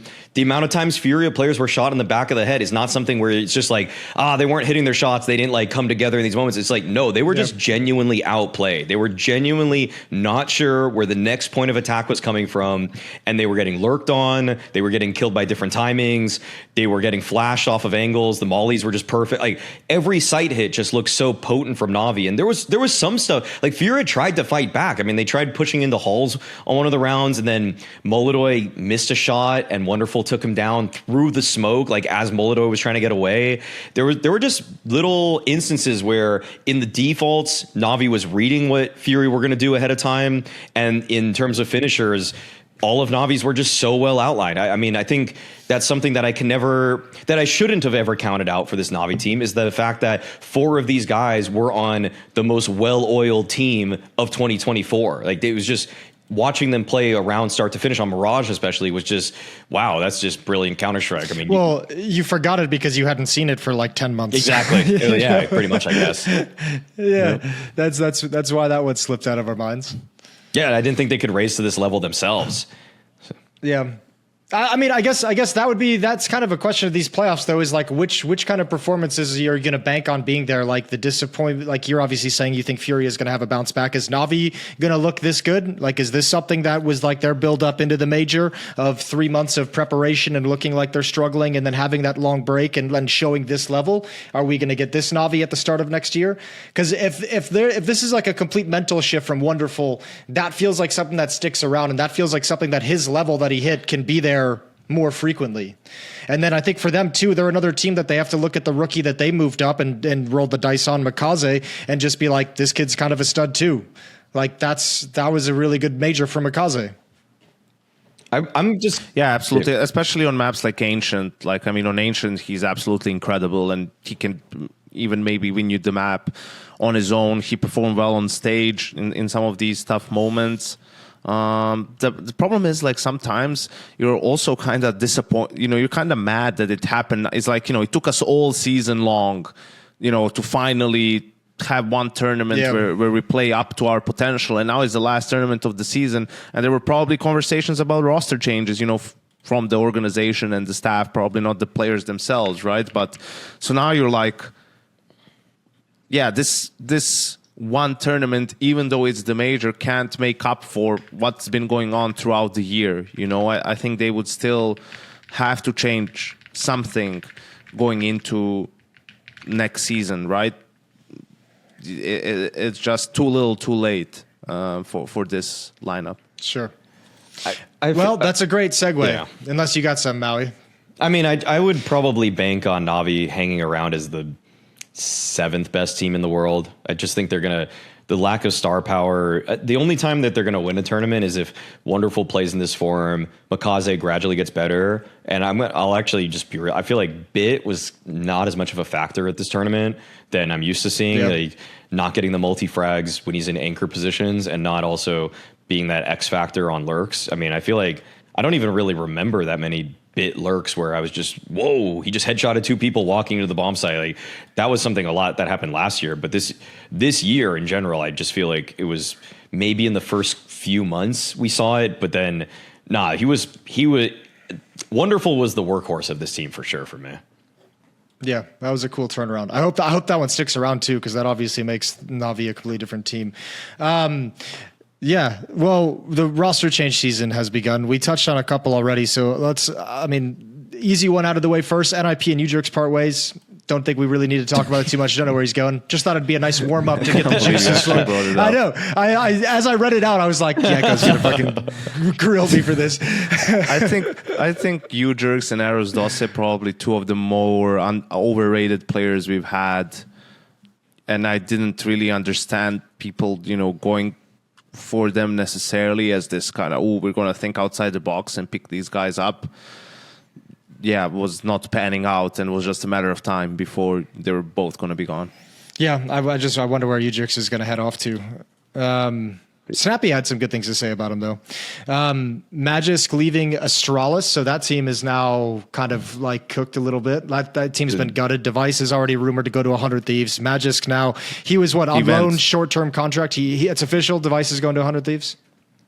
Well, I can't remember what's official. When we talked about it, or is it just like that was just a rumor, a report? I don't think it's been official. Actually, wait, one thing. I had to make sure that this happened, so I now can chime back in on the ewjerkz thing. I think the SAW lineup are the biggest benefactor. Like, if you would point at any team and say who benefited the most from SnapTap, that SAW team they all got contracts for it. Like that Cologne run was the SnapTap tournament. Did it line up with SnapTap? That was they all used SnapTap, and that's when Muterus had the clutch of his life. like on nuke lower bomb site, just like jiggling perfectly around the silo that, like, I think he killed FaZe in the quarterfinals of Cologne, and that was also just where everybody from SAW got wildly overrated. So the SnapTap come back to earth. That's all. That's all I had to say about you. Yeah, perfect. I'm glad we got that. Yeah. Magisk leaving Astralis now, which leaves that team a little bit strapped. What Stair, Hooksy, and Yabby at the moment are on the roster, with Device and Magisk leaving. So who knows what goes on from there? But I mean, feels like, I guess this is the turning of the leaf, where it's the next generation of Astralis finally. Yeah, Maui, were you surprised that 100 Thieves didn't try and just get the whole core? Like, why just get Device? Why not get 2 more guys like Stair and you can? Yappy, I don't know what's going on with him, because he seemed checked out for a lot of the season. So maybe you don't want to get him. I'd even be fine with getting Magixx for just the first couple of months and then moving on like mid-season. You know, once the point situation settles. But what are your thoughts on that? I don't know what they're gonna go for as a core now. I felt like GamerLegion was the one that was most floated. I actually felt like there were some underrated cores in the European mix that you could probably pick up just so you have a starting point there in VRS. Like, I'm gonna throw out a name that nobody probably cares about. I thought 9 was like, if you want a budget 3-man core to just be competitive and basically need one local land win to now be in the invite range, 9 is probably the biggest steal on the market. But for Astralis and for 100 Thieves, if I were them and I had the funds to do it, then yeah, I mean, I don't see why. You could probably even play with Rain, Device, Stare, and literally take your pick. I'm honestly kind of game to pick any of them up, except for if you get Magisk, just don't put him on a contract that's longer than a year. Like, make this guy fight for it every single time, because every time he knew he was out of a team, he just starts playing like the contract year. Yeah, he played his best in a Falcons jersey practically in the 2 months before he got cut, which to me just said that, okay, you were way too complacent making whatever you were making on that team, and suddenly you know that you have to fight for something. Then just keep them in that loop over and over again. Keep them hungry, which seems weird for a guy that's a multi-major time winner, but it did seem to affect him. Yeah, I guess like not getting the core, I guess that's a price issue. I don't know how much 100 Thieves are trying to get out of this, or how much they're trying to min-max. Well, I'm sure 100 Thieves have the budget. I would be surprised if Astralis would let that happen, because I don't believe they would in any way have the budget to rebuild from nothing. I think if someone came and approached the core to buy 3 players, I think that price would just skyrocket. If I'm Astralis, I'm not letting that ever happen. Unless contractually you're required to do it, I'm like being like, yeah, like 10 million, bro. You know, yeah. I don't want to start from scratch with this org that just got bankrupt, bought, sold, you know, whatever they've gone through as an organization in a weird place. So core would be hard, I think. GamerLegion got a bit crazy. Ash is gone, burnout. He steps away from coaching. ZTR is now benched, and Snax is back in. I'm game for Snax coming back to this lineup. I'm surprised. I saw that, but I'm surprised at how many people seem to be positive about this. It's me too. It's just the lineup that I think he deserves. It's the lineup he deserves. Oh, okay. Now I get it. There we go. I mean, I tweeted about it. You know, this is a great roster for Snax to prove his worth. And then, of course, the Polish fans have to read any negativity in it at all. I was happy for it. You know, I'm glad that he's on a tier 1.5 team again, but he has to prove himself. And then they immediately just say, Snax has to prove nothing to anyone. And I'm just thinking, no, he clearly does. That's why he's on GamerLegion. If he didn't have to prove anything to anybody, he would still be on G2. He would still be their in-game leader. But no, GamerLegion really needed a different IGL than ZTR. And I say that for a couple reasons. The first and foremost is that ZTR was putting up hooksy numbers as a tier 2 IGL. The fragging was so bad that I finally had to take note of it, because I rated ZTR as a caller in CSGO when he really helped out NiP as a stand-in, and he upped their win rate and T-side on Overpass especially. But then on GamerLegion, this team looked out of sorts in the mid-late round. So that concerned me, because it felt like his mid-rounding was really bad, actually, where he would just go into stack bomb sites, or things would just be too obvious for opponents. I don't know if he... And the thing is, the trio of riflers here is good. Like, Rez, Tossin, and PR should be on a team that's ranked higher than 23rd right now. That's just a better core than a handful of the teams that are above them. I don't know, on paper, but I was so disappointed and sad in stage 1 of the major after day 1, when GamerLegion went 0-2 against Fluxo and Red Canids. Rez was the lowest rated player of that opening day. Like they I know it's just like one day, maybe it was an off day, whatever, but someone with the caliber and experience of Rez can't have those performances against Fluxo and Red Canids to where his team can't qualify for out of stage 1. You know what I mean? Like, on paper, those names seem like they should be stronger and more intimidating than they are, but I don't see it inside the server. And maybe it is a way they're calling the game. Maybe they are getting neutered as riflers because they're not enjoying the way the game is being played at the moment under ZTR. But I don't know. I don't see a lot of positivity in this GamerLegion squad at all right now. I mean, that was embarrassing. I had them as my 3-0 team, and they lost to my 2-0-3 team. And fuck them for that more than anything. Exactly. That's actually now hilarious. you're getting it. That's the worst case scenario. But they probably had like there was inclinations of the atmosphere not being great. With Ash left immediately. Took a break because of burnout, and then the IGL is gone too. Like those are your two main guys that set the tone and how you're going to play and how everything is going. So there's probably something rotten, coming into the major. But I agree with you that they struggled when the round breaks down, right? Like they're fine when they can do their protocols and have their set openings, but once the round breaks down and it turns to situational Counter-Strike, like they are just not good at finding solutions and winning rounds that way. Problem is, neither is snax, to be honest with you. Like during the G2 days, especially after Nico left the team, is like their T sides, unless the first play works, like what they're trying to do, like slow developing rounds, like pulling rotations with some small movements, with small fakes here and there, like that's just not what they were doing or what they could even do or what they were trying to do in a way, right? So I don't know. I think if his supporters want to say, yeah, but he couldn't get anything done because of m80 and Eco and blah, blah, blah, he had players overcall him too much or take too much space. Well, you won't have that in a team like GamerLegion. Like that's a team where you as snax will have full control over how you're going to play the game. Congratulations, you got what you wish for. Yeah. Have fun. That's why I'm saying deserves if you're asking me, while Ash is on a break, get Taz in there too, man. Give them like a chance to run it back, and let's see with full reign and full control how it would look like, because they have some talented players there. It's not like they have no firepower. Obviously, Hypex had maybe even his best performance at the major. I don't know, but whether they're going to try and upgrade that department or not, we'll see. But that's a team where sort of you have just enough firepower where you can cause an upset here and there, right? Like you can make some of these games competitive. I'm not saying GamerLegion with snax will be able to constantly make playoffs or anything like that. They won't, right? But it will be telling if all of a sudden they're unable to win games at these tournaments and they fall out of the invite bubble. Like that would be very damning on snax. Snax, Taz, and Hades. Get all the Polish ones in there. Bring it all over. Then we got a real core. Now we're cooking. Couple of months, get Diha in there for Rez.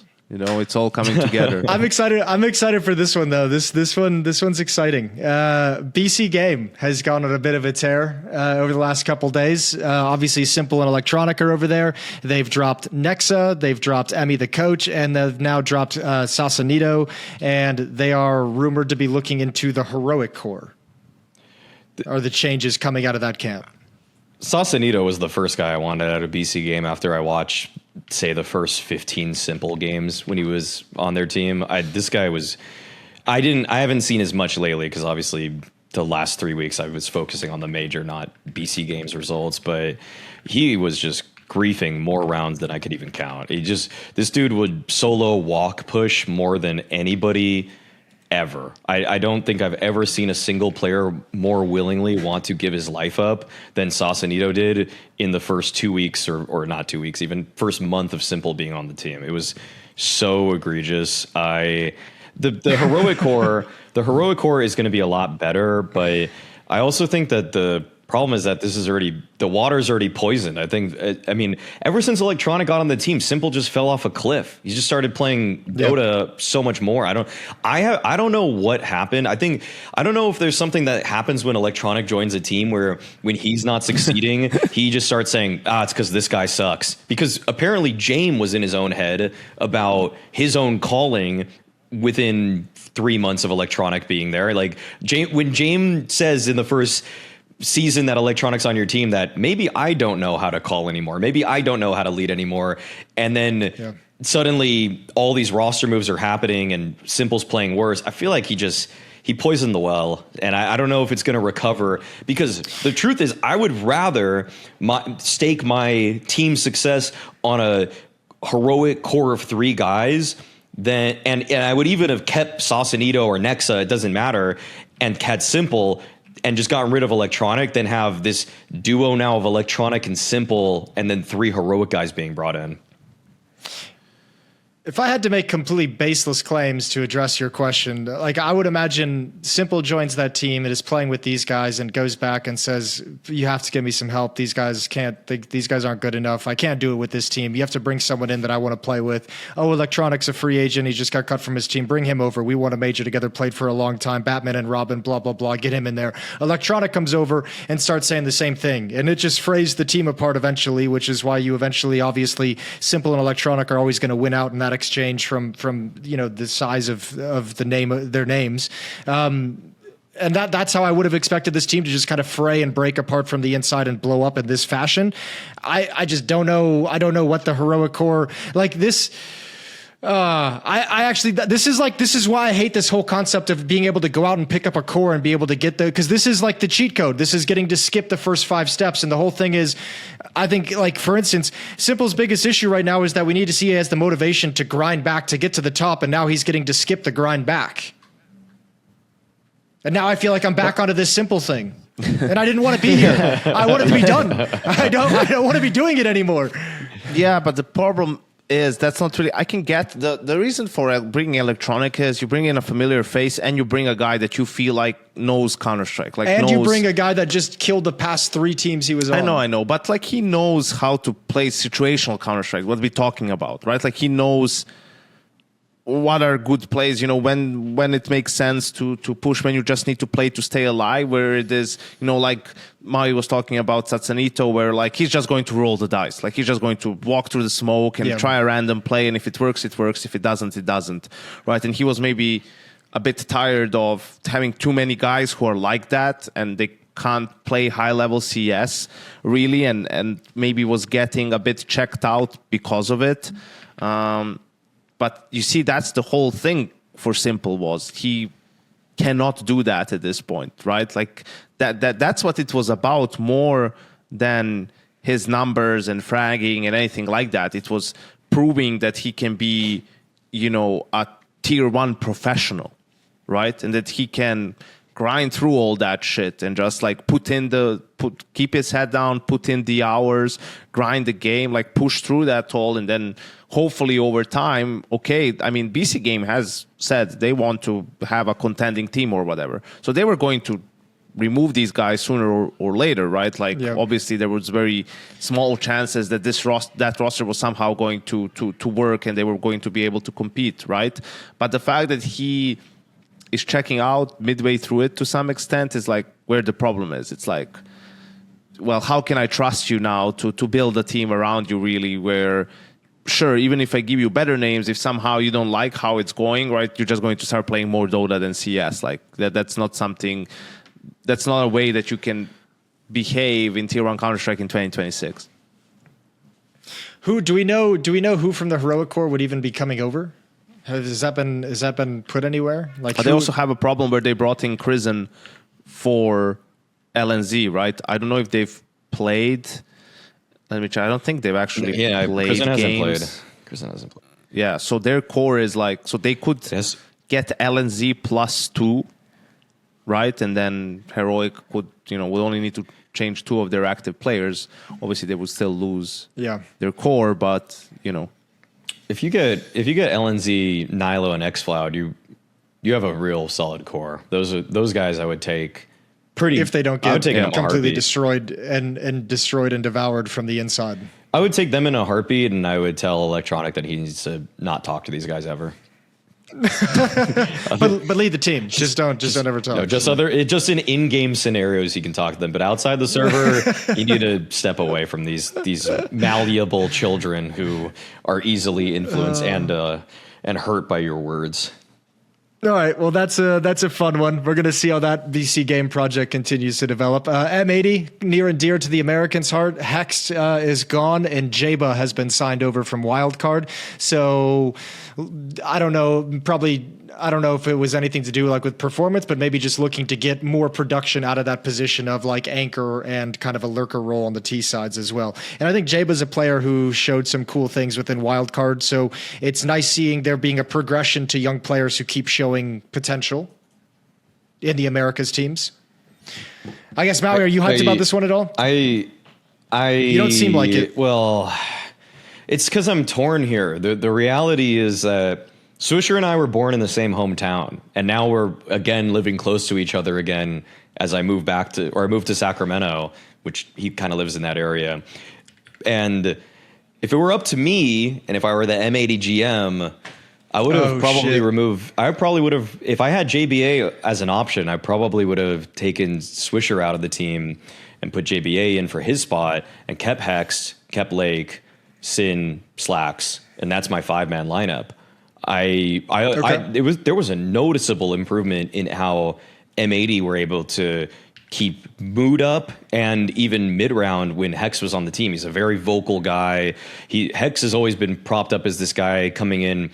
Like, I competed when I was kind of like leaving tier 2 to just focus on broadcast work. Hex was pretty easily one of the prospects that were coming into the space, and he was on this Carpe Diem RBG roster where they played clearly the right way. Like, playing against them was like, oh, you guys take map control methodically, you punish people if they try to take it back, and then you have known finishers that it was like playing a European team. In tier 2 NA, that means a lot. So he always knew how to actually work around start to finish, and he was the star player on that team. So, and I like Swisher. I mean, I was on Swisher's team also for a while too, and I don't know if he really has the ceiling. I think Hex has a higher ceiling as an individual, and maybe Swisher kind of is more of a glue guy. He knows how the team operates. He can be a good secondary caller, but I think Hex could have been that as well. I know just from internally, because we did the podcast with Lake during the major, he mentioned during that one thing about Swisher was like what he shows in practice and the impact he has in his roles and the aim that he has. Like they see a lot of qualities in him that they like keeping around, like game sense, how he plays different positions.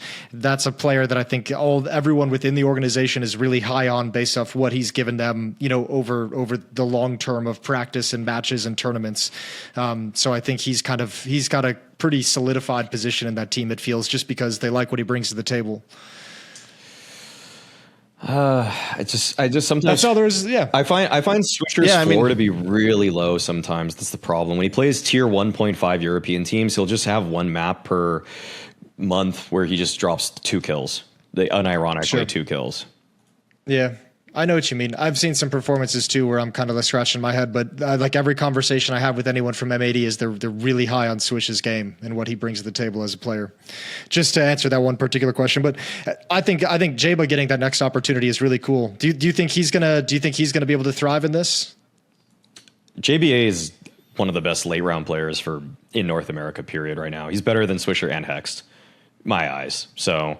Okay. I don't know if he has the mentality, because one of the problems that JBA had, I'd say, remember the first time he was ever at ESL Pro League with Wildcard, he was pretty nervous, and it almost took 6 months of LAN play at tier 1, tier 1.5 before he ever really looked like himself from online North American play. But I think he's got that. I think he's there now. So I definitely think he's one of the players that I would want if I'm building a North American powerhouse.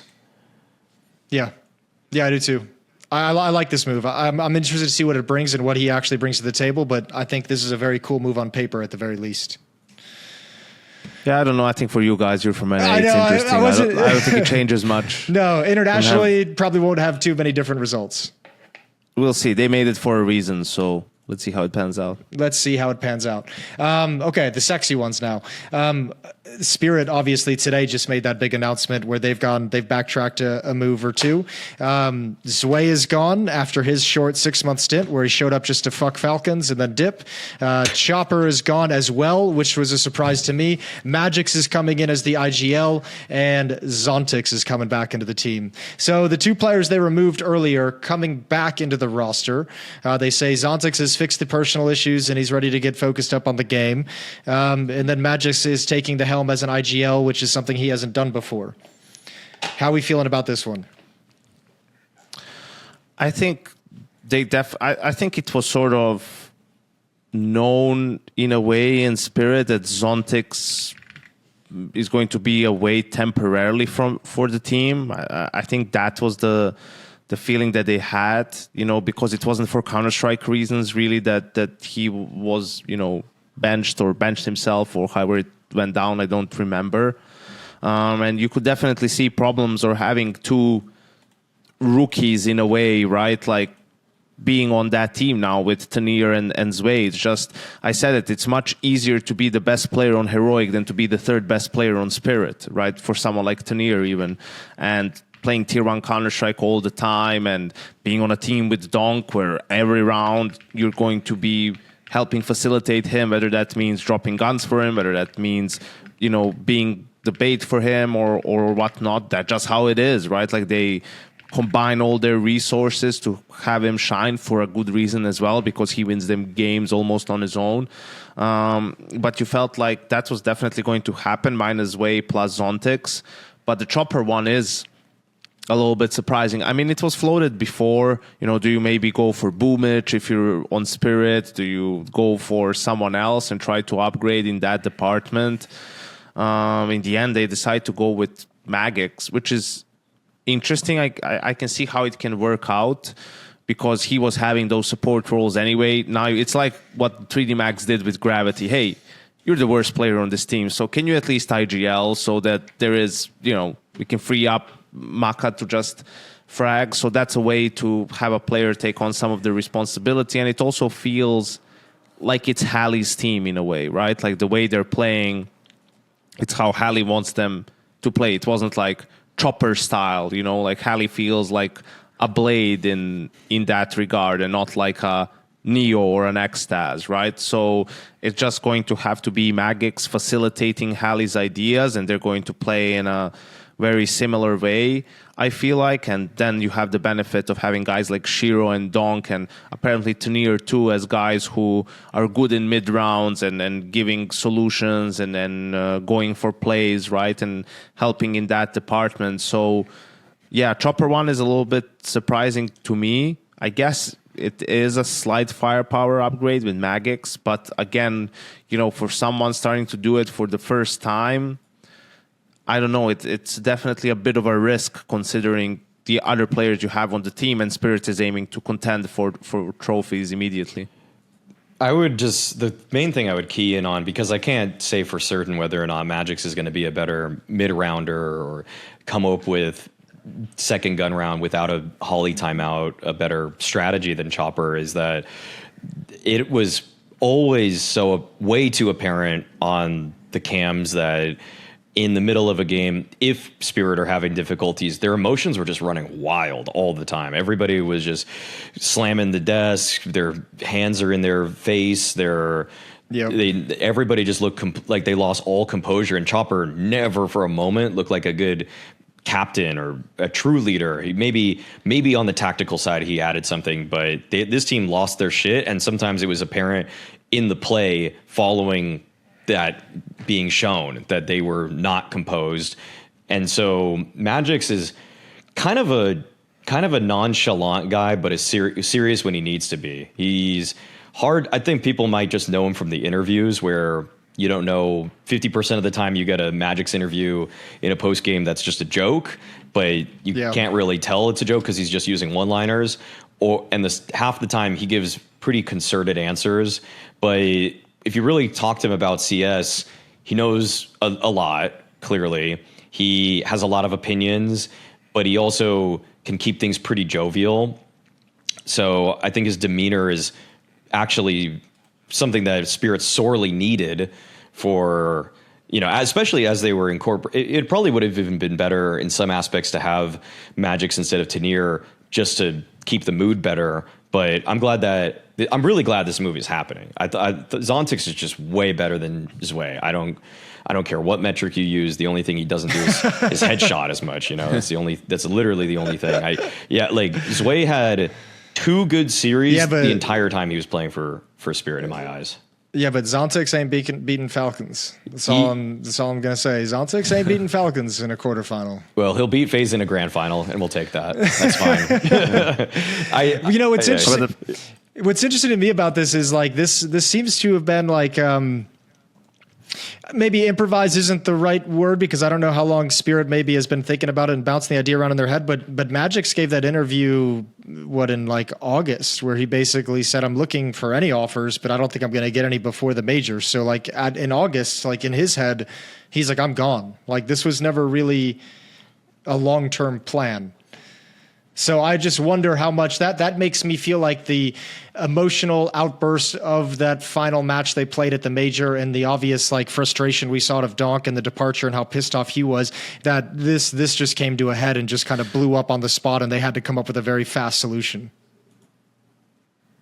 Maybe. Actually, that's not a bad point. Like that it really all just popped off at the major and he was sick of it. And obviously you have to please him because he could just go play for an international team too.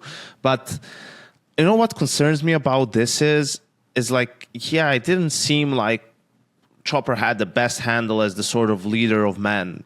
But magixx is 22.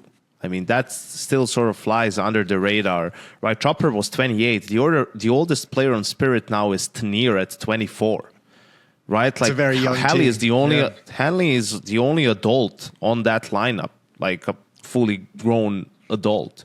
Like Shiro is still young, and we've seen him, emotionally be fragile. Really, even the interaction, bro, was so awkward. Like what they played from the game, where Shiro is trying to be sort of or something. cheerful about it, and Donk is losing his mind, like he's seething at the fact that they have not won this game already, right? Like because he is that just the purest competitor, right? Like he just wants to win. He wants to dominate the other team. He doesn't give a fuck if the game is good or not. He just wants to win. Like he would much rather win an ugly game than lose a beautiful, like super hyped. He doesn't care, right? And I have a ton of respect for that. But that's just sort of the interaction where you see like when you have your best player and arguably the best player in the world react like that and you're not on his level, like that's a problem. Like you need to have a better dynamic within the team, because it was, I think, clear to everyone after you saw Donk's reaction after they lost the first map to Vitality, they were going to lose 2-0. It didn't matter that they were going to their own map pick. It's like, and, Halley did his best. I saw that snippet from their vlog, right? Like to try to rally the troops and everything, but it just really wasn't going to happen. But that's where I think you can like almost extend, like, I don't know, like I guess we're in a competitive sport. There's not really space for this, but from the outside, like I have to like look at Chopper's position on that team and be like, you are in a pretty shit position where you're an IGL and you're the oldest one of the team and you're supposed to be the leadership figure. And we're here talking about him as like a leader of men and everything. But we all know, being inside those teams, like Donk has more influence as a leadership figure in that team than Chopper will. Like Chopper has to maintain it because he has the role and the position of IGL, and that comes with a natural leadership to it. But Donk is always going to be the one driving the energy of that team. The star player is always going to be the one taking over. Yeah, I understand what you're getting at, and the best player on the team always has a lot of pull, right? Yeah. But you also, as a captain, need to establish yourself, right? And need to earn the trust of your teammates. And that's why Apex is impressive, right? Like because he's not the star player. ZywOo's the star player, but never for a second am I thinking that it's ZywOo's emotions that are going to control this team. It's always Apex's. Yeah, but ZywOo's always wanted to hide his, like he doesn't want to be in the spotlight at all. Like he tries to step away from it as much as possible. Donk is fucking reveling in it. And that's not a bad thing. That's not like a criticism, but two different personalities, I think, where Apex doesn't need to like establish himself as the alpha, because ZywOo's just like, I'm just here to chill. I'm just really fucking good at the game. Like there's a difference there. Yeah, but doesn't matter in a sense, because when you don't have that dynamic like you do in Vitality, and maybe it's like it was in Spirit, I don't think that's a sign of the star player being overbearing or having too much of an ego. I think that's a sign of a weak leadership, right? Okay.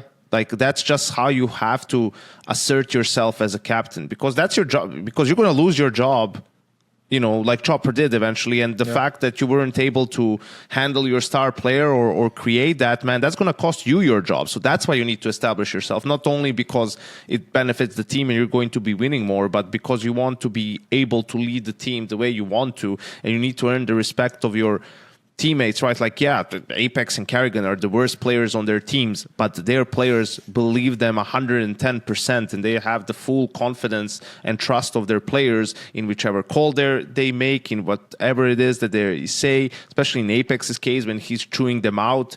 Of course, also when that's how a player is or how a guy is, you take it with a grain of salt. Some of that is just him venting the frustration. Some of that is he's chewing you out and you need to step up, right? But it kind of makes sense. But whatever the dynamic is, I mean, you have to have a hold on it. I bring it up because this is now a quote unquote problem that is going to fall at the feet of magixx, who is very inexperienced in this role, right? But here's the thing, though. There is a way where I can see this work really well from that culture standpoint, where maybe they're just all like, they just hit it, they all just watch anime together in the prac room and shit, right? Like they're all maybe on the same wavelength mentally. They're all similar age too, right? They're all fucking, I don't know, don't talk and don't give interviews. Now you have, who are you going to talk to now for interviews from that? Okay, they have Tanir. Now Tanir seems the odd one out with his jovial jokey spirit, right? There's only a matter of time before he becomes more quiet. But that could be a way where it sort of meshes well together, right? Like you don't need perhaps for them staff sergeant sort of a character who's going to keep them in check. Like they keep each other in check because they are, similar in a way. I'm assuming we all think that this lineup is stronger than the previous one that they just made. Like this changes that they've made. It's just we're all thumbs up with the single exception of unknowing, just not knowing how good magixx is going to handle these kind of mid-round situations. That's the only thing. But I feel like if you follow the Holly flowchart and let Holly script a lot of the T side rounds, you'll have more or less. The CT side should be better. So that's a plus. On any day, save for 11th of December, 2025. Yeah, absolutely. Better lineup. Last one of the roster changes that I got, and this isn't even one that's announced. Just I guess a hypothetical with MOUZ. Is there a world in which MOUZ come into 2026? Open the season up with like the same lineup, or I guess we should say this: are they going to make it to the first major with the same lineup? Are they going to make it to the Cologne major with the same exact lineup they have now? I think they should make a change now. Yeah. Not wait anymore. Two things that MOUZ needs to do: change their lineup and play every single PGL event next year. Like they just need to get over that mental block, and perhaps lifting trophies will help at that. Not to mention that it's a lot of prize money and some easy points and rankings. And then all of a sudden, if you can somehow, let's say you win a couple of those events, like you will accrue enough points in the VRS where you might be 1 or 2 without, beating teams like Vitality or Fury or whatever, let's say. Well, that's going to make it for easier seeds coming into the tournaments where these teams are. And now you're going to get more opportunities, playoff runs and whatnot. I mean, they were already getting that, but I think absolutely they need to make a roster change. And I was saying, like, I don't know exactly which one, because it's hard to tell from the outside who's messing up in these moments. Because, listen, they all take turns messing up individually and going missing in big moments, right? But whether it's you're unhappy with Brolan's calling, you want more out of them in the mid to late rounds. I mean, whether it's, I think Jimmy would probably be the one that you would be happy if someone else wanted it. Like you would be happy to give him to another team at this point and try to get maybe PR, right? Like try to do something along those lines, because Jimmy's 2025 compared to 2024 is arguably the main reason even why they haven't lifted more trophies. Everyone talks about Torji and Exertion because their variance is high. They go from being really good to really bad. But Jimmy is consistently like average, which is just not good enough. You know, he is well, I was going to say the ROPS of that team, not really, because they have Spinks too. But I mean, he's definitely a guy who you expect more and needs to contribute more if they're going to win tournaments. It's hard. And they just signed him to an extension in January as well, Jimmy. Oh yeah, it's true. It's hard to be a bomb site anchor when Spinks is your rotator player. I just think it's really, really difficult. Spinks is just walking off of bomb sites away from Yimpat way too often for my liking. I feel like if any situation is slightly uncomfortable for Spinks, I just see him. I guess Mirage is probably the example where Yimpat plays B, Spinks is at short. Dude, I feel like how many times is Yimpat hit by a bomb site hit where Spinks is just in ladder room still? Like, it's like he has no sense of when he needs to say, okay, maybe they're not going to go mid with 30 seconds left. Let me get back to get right or closer to site so I can assemble some sort of crossfire with my teammate, because I feel like Yimpat's just left out to dry so often, whereas before when it was even... Who would have been it before? Like their short player would have been Exertion or Brolin or something. I mean, or Shuhei even. There's just more teamwork. Yeah. There was more teamwork between that, and I think that's actually partially the reason why Mezzi kind of popped off this year, because he's not playing with Spinks on bomb sites anymore. I just feel like Spinks is one of these guys that he's not Sausanito levels of grief because he gets a lot of kills. He picks his timings well. He creates a lot of win conditions, but he also is just hard to play around when at that time, at a time where you think, is there a bomb site hit coming? I don't know. Spinks always wants to know. So he's always going to go for that little extra info that sometimes, oh God, they just came out apps right when Spinks decided that it was time to walk up mid to try to flank A. He's not making, I think what you're describing, and this isn't to put words in your mouth, you're describing like him playing more for himself than like making decisions for what's going to put the team in the best position to win. Yeah. And that's the problem where Yimpat also, I mean, he plays just a handful of positions. It's not every position. I mean, it's Mirage, but I think it was Anubis is where I was thinking about it a lot with Mezzi and Spinks, where I would just see Spinks walk away from Mezzi as he's getting exec onto the bomb site a lot. But there's just some cases of this. I don't think it's every single one. I can't blame Spinks for every single aspect, but I feel like even though Shuhei was Shuhei was a worse player, or whether sometimes that was Exertion, they would just join up a little bit better and just rock solid, just own a bomb site. But even greater than that, I feel like the T sides with Brolin are just not as, they just don't seem as concerted as they were with Shuhei, where, you know, MOUZ still had a really great year getting to the semifinals of all but 2 tournaments once Spinks joined in. I think they missed EWC, and unfortunately they missed this Budapest Major semifinals, but every other tournament they made it to the semis. And so you would say that their floor was really high, but the T sides in those semifinals where they lost them was generally because, or even earlier was what did them in for me. And I would just say sometimes they just kind of felt a little too scatterbrained, because the first tournament they won with in Cluj, it actually looked like, whoa, they were all taking their own initiative. Like Exertion's feeling out outside yard on Nuke by himself. Sometimes Yimpat would kind of be this X Factor lurker kind of walking out on his own timing. But Shuhei kind of seemed to put a stop to that. But to me, it actually raised their ceiling because they would just have more concerted finishers. But now I feel like they're just sometimes dying on their own a little bit too much, as people are in between. Should I feel this out, or should I wait for the late round call from Brolin?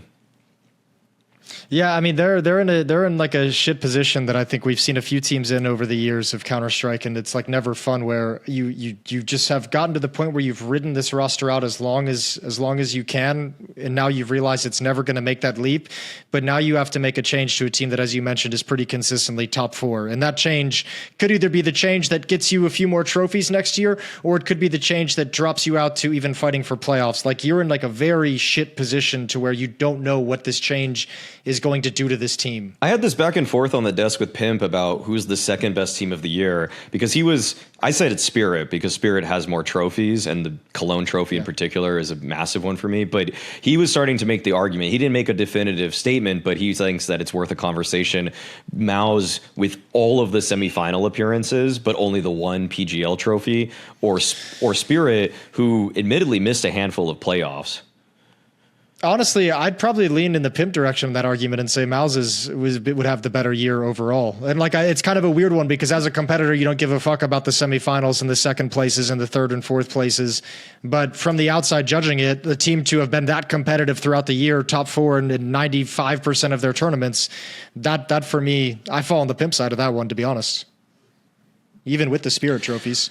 Yeah, I don't know. I don't want to say MOUZ. But all the Spirit and both Furia only had like glimpses here and there, and there were tournaments where they failed miserably. Like, I don't know about the second best, but the second most consistent team, I guess. You can absolutely say that. Of verbiage. Consistency, they were the second best team. They might even be more. No. Vitality's clearly more consistent. There's no argument. I can't spin that. But it's. You started. I don't want to say that a team that's second best in the world only won one tournament, and that's where the best teams in the world didn't attend.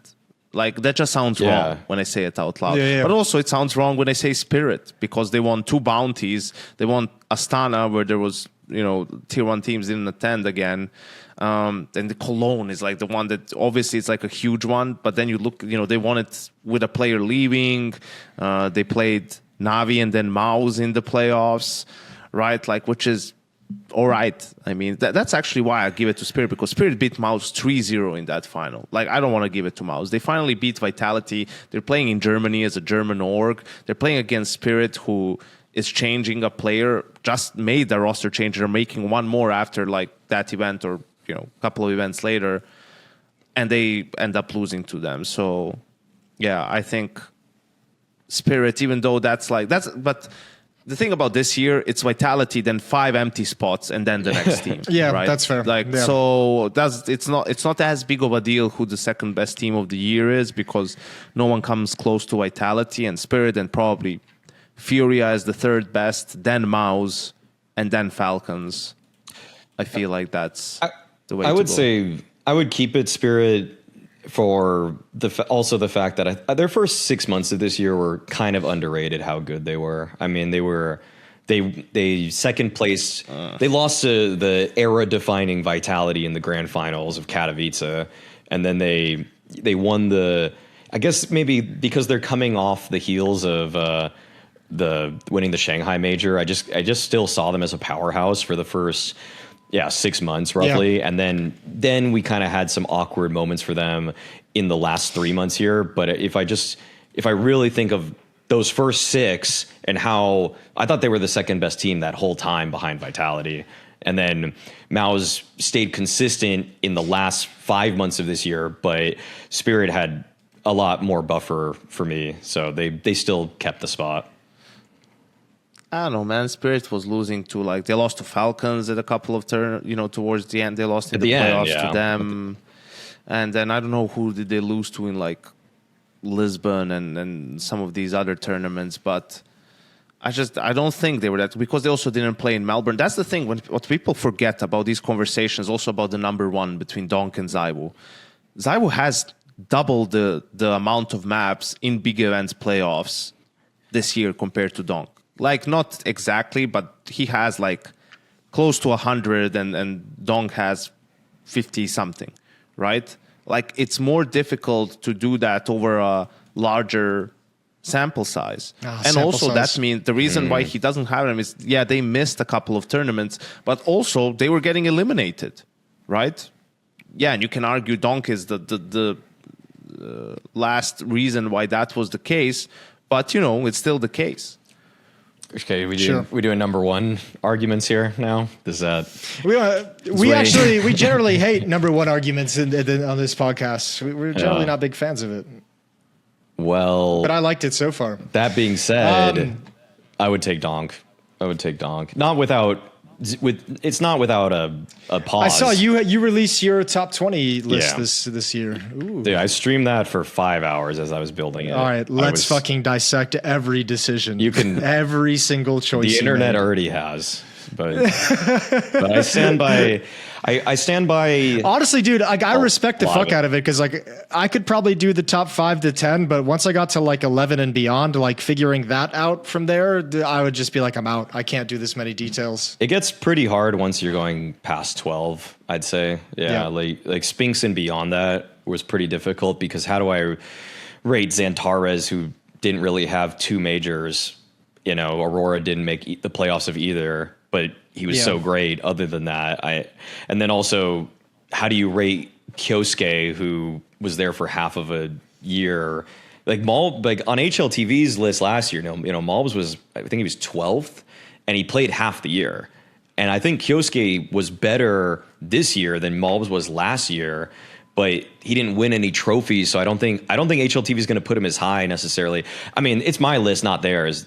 So you got to do whatever you want. But I just, a few of the names I could have swapped them around a little bit, like picking between Molodoy and K-Serato, but I'll just stick to the number one argument here. I do acknowledge the sample size favoring ZywOo, but when I see Donk in these playoff games, which he unfortunately doesn't have as many of, but he's being let down in the fashion by his team. It's not that Donk is losing these games and he could have done much more. He really is putting up ungodly numbers in these matches, and he's playing the most pivotal role in the game, overperforming compared to anybody else who would ever play this role, and it's pure impact. And yet, it's still not enough. It's still not enough, and so I don't want to. I do think that the people on Vitality should be rewarded for aspects of how deep they made it, how many big games they played. Like, this is kind of why I think Mezzy and Flamesy went up my list higher than they would have otherwise if they put up these numbers on different teams. But if I'm trying to crown the world's best, it kind of depends on what you're valuing. And what I value is just who was the individually best performer of the year. And to me, that's Donk. Even though it's tough. It's just really tough though, because I think ZywOo had a freaking amazing year. I think it's impossible to argue that he was the best player for Vitality, arguably every single tournament win except for the major in Budapest, where you could have made the argument for Rops in my eyes. Yeah. I mean, look, I think I always have fun with these conversations because the fun part is, as you said, is figuring out the criteria. And with that criteria, I think you're probably right. Donk would be the number one. I do factor in a little bit more team accomplishments and trophies into me when I think about these lists and about these ratings. And in that sense, I would give it to ZywOo, just because I think you can't remove the team factor from a team game entirely in my mind. But yeah, I don't know. Either way works. Again, it's like you just said, there's no argument against Donk. So like, what the fuck's the point? It's also it's nice because you can just talk about it and not have a definitive opinion in the end. Yeah, you don't need to come to an agreement. All the stuff. I think the way I look at it as well is ZywOo is the more complete player, like hands down. But Donk, at the things that he does it better than anyone ever did it before, and better than anyone does it right now. ZywOo can beat you in multiple ways. The problem with Donk is the way in which he is going to beat you, and you still can't stop him, like sometimes. And I think as I'm saying this, I'm also thinking about his games against MOUZ sometimes, or Falcons, and these teams that are like countering him really well with utility, and he's taking damage and they're chipping away and he's struggling. So that's the problem, is like that's why he doesn't have more playoff maps or more playoff games, is because like that's where it becomes more difficult, right? And he can't just be the can opener that he is time and time again and make it easier for everyone else. That's where, the players on the extremities need to do more. That's where they have 1v1 fights and need to try and make a play. And those are some of the positions in which they've tried to upgrade, right? Because you need to have more guys being able to step up. And I think that's why Vitality is the best team of the year, man, because they have 2 stars who are really good. Maybe not, you know, the whether Zweih was not the best player in the world, or you think maybe he's not the best operator in the world, but they are like both really consistent. They both show up in big games, in finals. Yes, they have an off map here and there, but for the most part, actually, you're not going to have Rops and Zweih not show up for the entire final. Like a little bit, like for example, Rops in some of the games that they've lost, like he's been bad on Inferno for some reason, you know, in some of these Furia games. And, you know, there was that round with Zweih and Rops on A, I think also against Furia, where they just sort of fumbled it towards the end of the game, whatever. But yeah, they're going to be consistent. And then some, you know, guys like Mezzy and Flamesy just take turns at sort of popping off at like the most people. Like Mezzy was the reason why they won Mirage, really, or why they were in a position to win it. Like if it weren't for him, they would have they would have got blown out on Mirage, and then who knows how that semifinal ends with, you know, Dong not tilting off the face of the earth, right? Flamesy was the highest rated player in the, for example, Pro League final against Falcons, right? Like, so it's the fact that on top of Zweih and Robs, you have these guys who are very much overqualified support players and role players is what makes that team so difficult and annoying to play against, because as you know, you're thinking, okay, we're winning, everything's going great. You know, Zweih was having a slow start, Rob's having a slow start, and then Mezzy whips out a 1v3 or has a 4K, and you're like, damn, really? Like now he's going to sort of have a game, but that's just how it is, right? Like that's the strength of the lineup. I mean, Vitality is probably the most well-constructed team in the last 7 years or so. I mean, following Astralis, where you have Zweih the most, I think you nailed it, that he's just the most well-rounded star. And then Rops, people have always complimented the fact that he is just, as a secondary star, there's no one you'd rather have than him, because he takes his time, controls all of the space.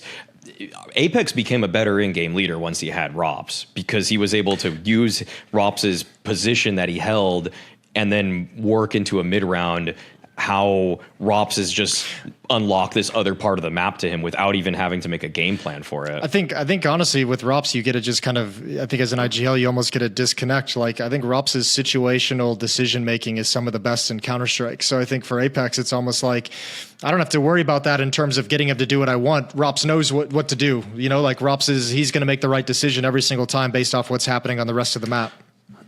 And I think also, to be honest, after this year, because a lot of people are talking about whether Donk is the GOAT rifler, you know, and I'm saying can't be the GOAT with 2 years of play, whatever. That's a different conversation. But what I do think has happened after this year, I think Rops has overtaken Eco in that debate. Yeah, probably. I don't think you really can, you know, after the year Rops has had with so many tournament wins, like, yeah, he didn't get a bunch of MVPs, maybe should have gotten this one at the major, but he was absolutely the second star, definitely had maps where he carried Vitality, finals that they were able to stay in because of him. Like, yeah, he had some, I don't want to even say fortunate, like, he had some good teams, obviously, but he made the most out of it, right? Like, those teams, he was the big reason why those teams were winning, and just the amount of impact that he has time and time again from his position and his role, he's redefined it in a way how it's been played. And now we're starting to talk like, what was his first year, 2017, 18 as a pro? Like, so he's 17, getting up there in terms of tenure too. And sure, Nico's peaks were, I think, higher, and he is a different type of a player. Like, his role was maybe a bit more difficult to get good numbers from, and he had a more flashy game like before and everything. But if you just look at the consistency and impact and output and just, I mean, obviously the accolades, right, Rops hasn't beat. Every team Rops has been on has gone on a streak of trophies. That MOUZ roster at the end of 2019, right before COVID. He has like the slide bar on HLTV for every team he's been on. FaZe was dominant for like those 2 years. Now Vitality's dominant. This dude just fucking breeds dominant fucking era-defining Counter-Strike. Cool. Let me go edit this shit. Thank you for your time, boys. Great. All right. Thanks. That's how we end things here. Thanks, Maui. Sweet. Yeah, appreciate it. Anything else you want to say? The black sheep of this podcast. Yeah, to your fans out there, you can say it in your own language as well. Yes, I was going to say, yeah, you guys are giving me the James Banks send-off. Cue the music. Cue the music. Yeah. Good morning, everyone. Throwing this onto the end of the podcast just so you all have it and see it. This is going to be the giveaway for the Wooting 60 HEV2. So before we get into it and dive into it, obviously a couple thanks to give out. First of all, to Wooting themselves for supplying the keyboard, supplying a couple back at Cologne as well for us to do giveaways there. Wooting has been great. We've loved working with them. So a big shout out to those guys for the 2 events that we've done things with them on. And those little activations that we've been able to do with Wooting, and thanks to your guys' interaction with them as well. That's what's kind of allowed us to upgrade. You've seen, maybe have noticed over the major, some more graphics coming in, change of the graphics, change of the visual nature of the podcast, a few extra transitions, have a few more upgrades in the pipeline for next year as well. So looking to just kind of improve and grow along the way, and couldn't have been possible if Wooting wasn't hooking us up and helping us out a couple of times throughout this year. So this is the new 60 HEV2. You've heard us wax lyrical on it. I'm using it right now. I'll actually even unplug it for no good reason. I mean, it's a beautiful, beautiful piece of technology. I would recommend looking into it for sure if you are in the market for a brand new keyboard. Now I'm going to plug that back in so we can actually continue with the giveaway. One other thanks that we have to give as well is over to Ansi, who's someone who's helped me with the Discord over the years and setting up some of these giveaways. He did a lot of work on this one to help me out too while I was busy with the major, and kind of threw this at him last minute. So you see him in the Discord. Give him a thank you, because he's the one who really makes my life easy and makes me feel confident to be able to pitch these kinds of ideas to companies like Wooting when we speak to them. So he's been a big help. So thank you to Ansi. Now on with the magic of the giveaway. This is what we're actually what one of you lucky people is going to win: 60 HEV2, full aluminum casing, 8K polling, all the goodies that Wooting comes with. The split spacebar layout. If you want to get crazy and be experimental, you can obviously go back to the regular spacebar as well, if that's not really your jam. I've been using it. It's pretty fun. I haven't really been able to dig into it with Counter-Strike, but it allows for some cool things. And this keyboard's been a lot of fun to work with since I've had it. Now, what we've done here is we have everyone who submitted their pick'ems to enter the contest. I said we had 843, so that checks out. 844 total entries. One of these rows is just for the heading. So 843 people. I've gone ahead and scored it based off what everyone's picks were. So correct picks the individuals' picks are here. The correct picks for Stage 3, Spirit Furia, the 3-0s, Liquid Paravision, the 0-3s, Falcons, Vitality, Navi, MOUZ, FaZe, Mongols going in at 3-1 or 3-2. Those were the correct picks to have. So we've basically just gone through and scored them. And obviously, if you recall the rules, the number you get correct is how many raffle tickets you get to enter into this. So as we've scored it, here's all the scores that we have. So, 4 raffle tickets, 5. Homeboy got 7. He's feeling very good. Way to go, Kent. 342. Good luck. So that's the scoring. We're going to build out the raffle pool right now, which is going to bring us over here. So obviously he had 4 correct, 4 correct, 5 correct. And everyone kind of gets listed in here, and then we're going to have the execute kind of just pick a random number between 1 and the 3,768 raffle tickets that are in the total pool overall. So without further ado, as I've just been rambling, pick the winner. Let's run it. I'm really nervous to click back onto this page. Someone's going to be upset. Someone's going to be happy. Winner is Another. Congratulations, Another. Yeah, I'll be tagging you on Discord as long as he's in the Discord. If he's not in the Discord, I'll be running this again, and we'll find a new winner. But I'm going to pick him out of the crowd on Discord, and we'll get a keyboard, the new 60 HEV2 sent out to you. So thank you so much to Another. Thank you so much to everyone who actually played and interacted with this and had some fun with it and looked into the keyboard and everything along those lines. We're going to try and do as many of these as possible when we get these kinds of partnerships. We know it's a really fun thing for you guys at home, and obviously we want to get these companies who we believe in very much and we enjoy their products. We want to help get these products in your hands too. So we'll try and do more of these in the future and see if we can have a variety of different ways that you guys can win some of the goodies. So congratulations again to Another. We'll be reaching out shortly, and good luck next time with whatever giveaway we come up with.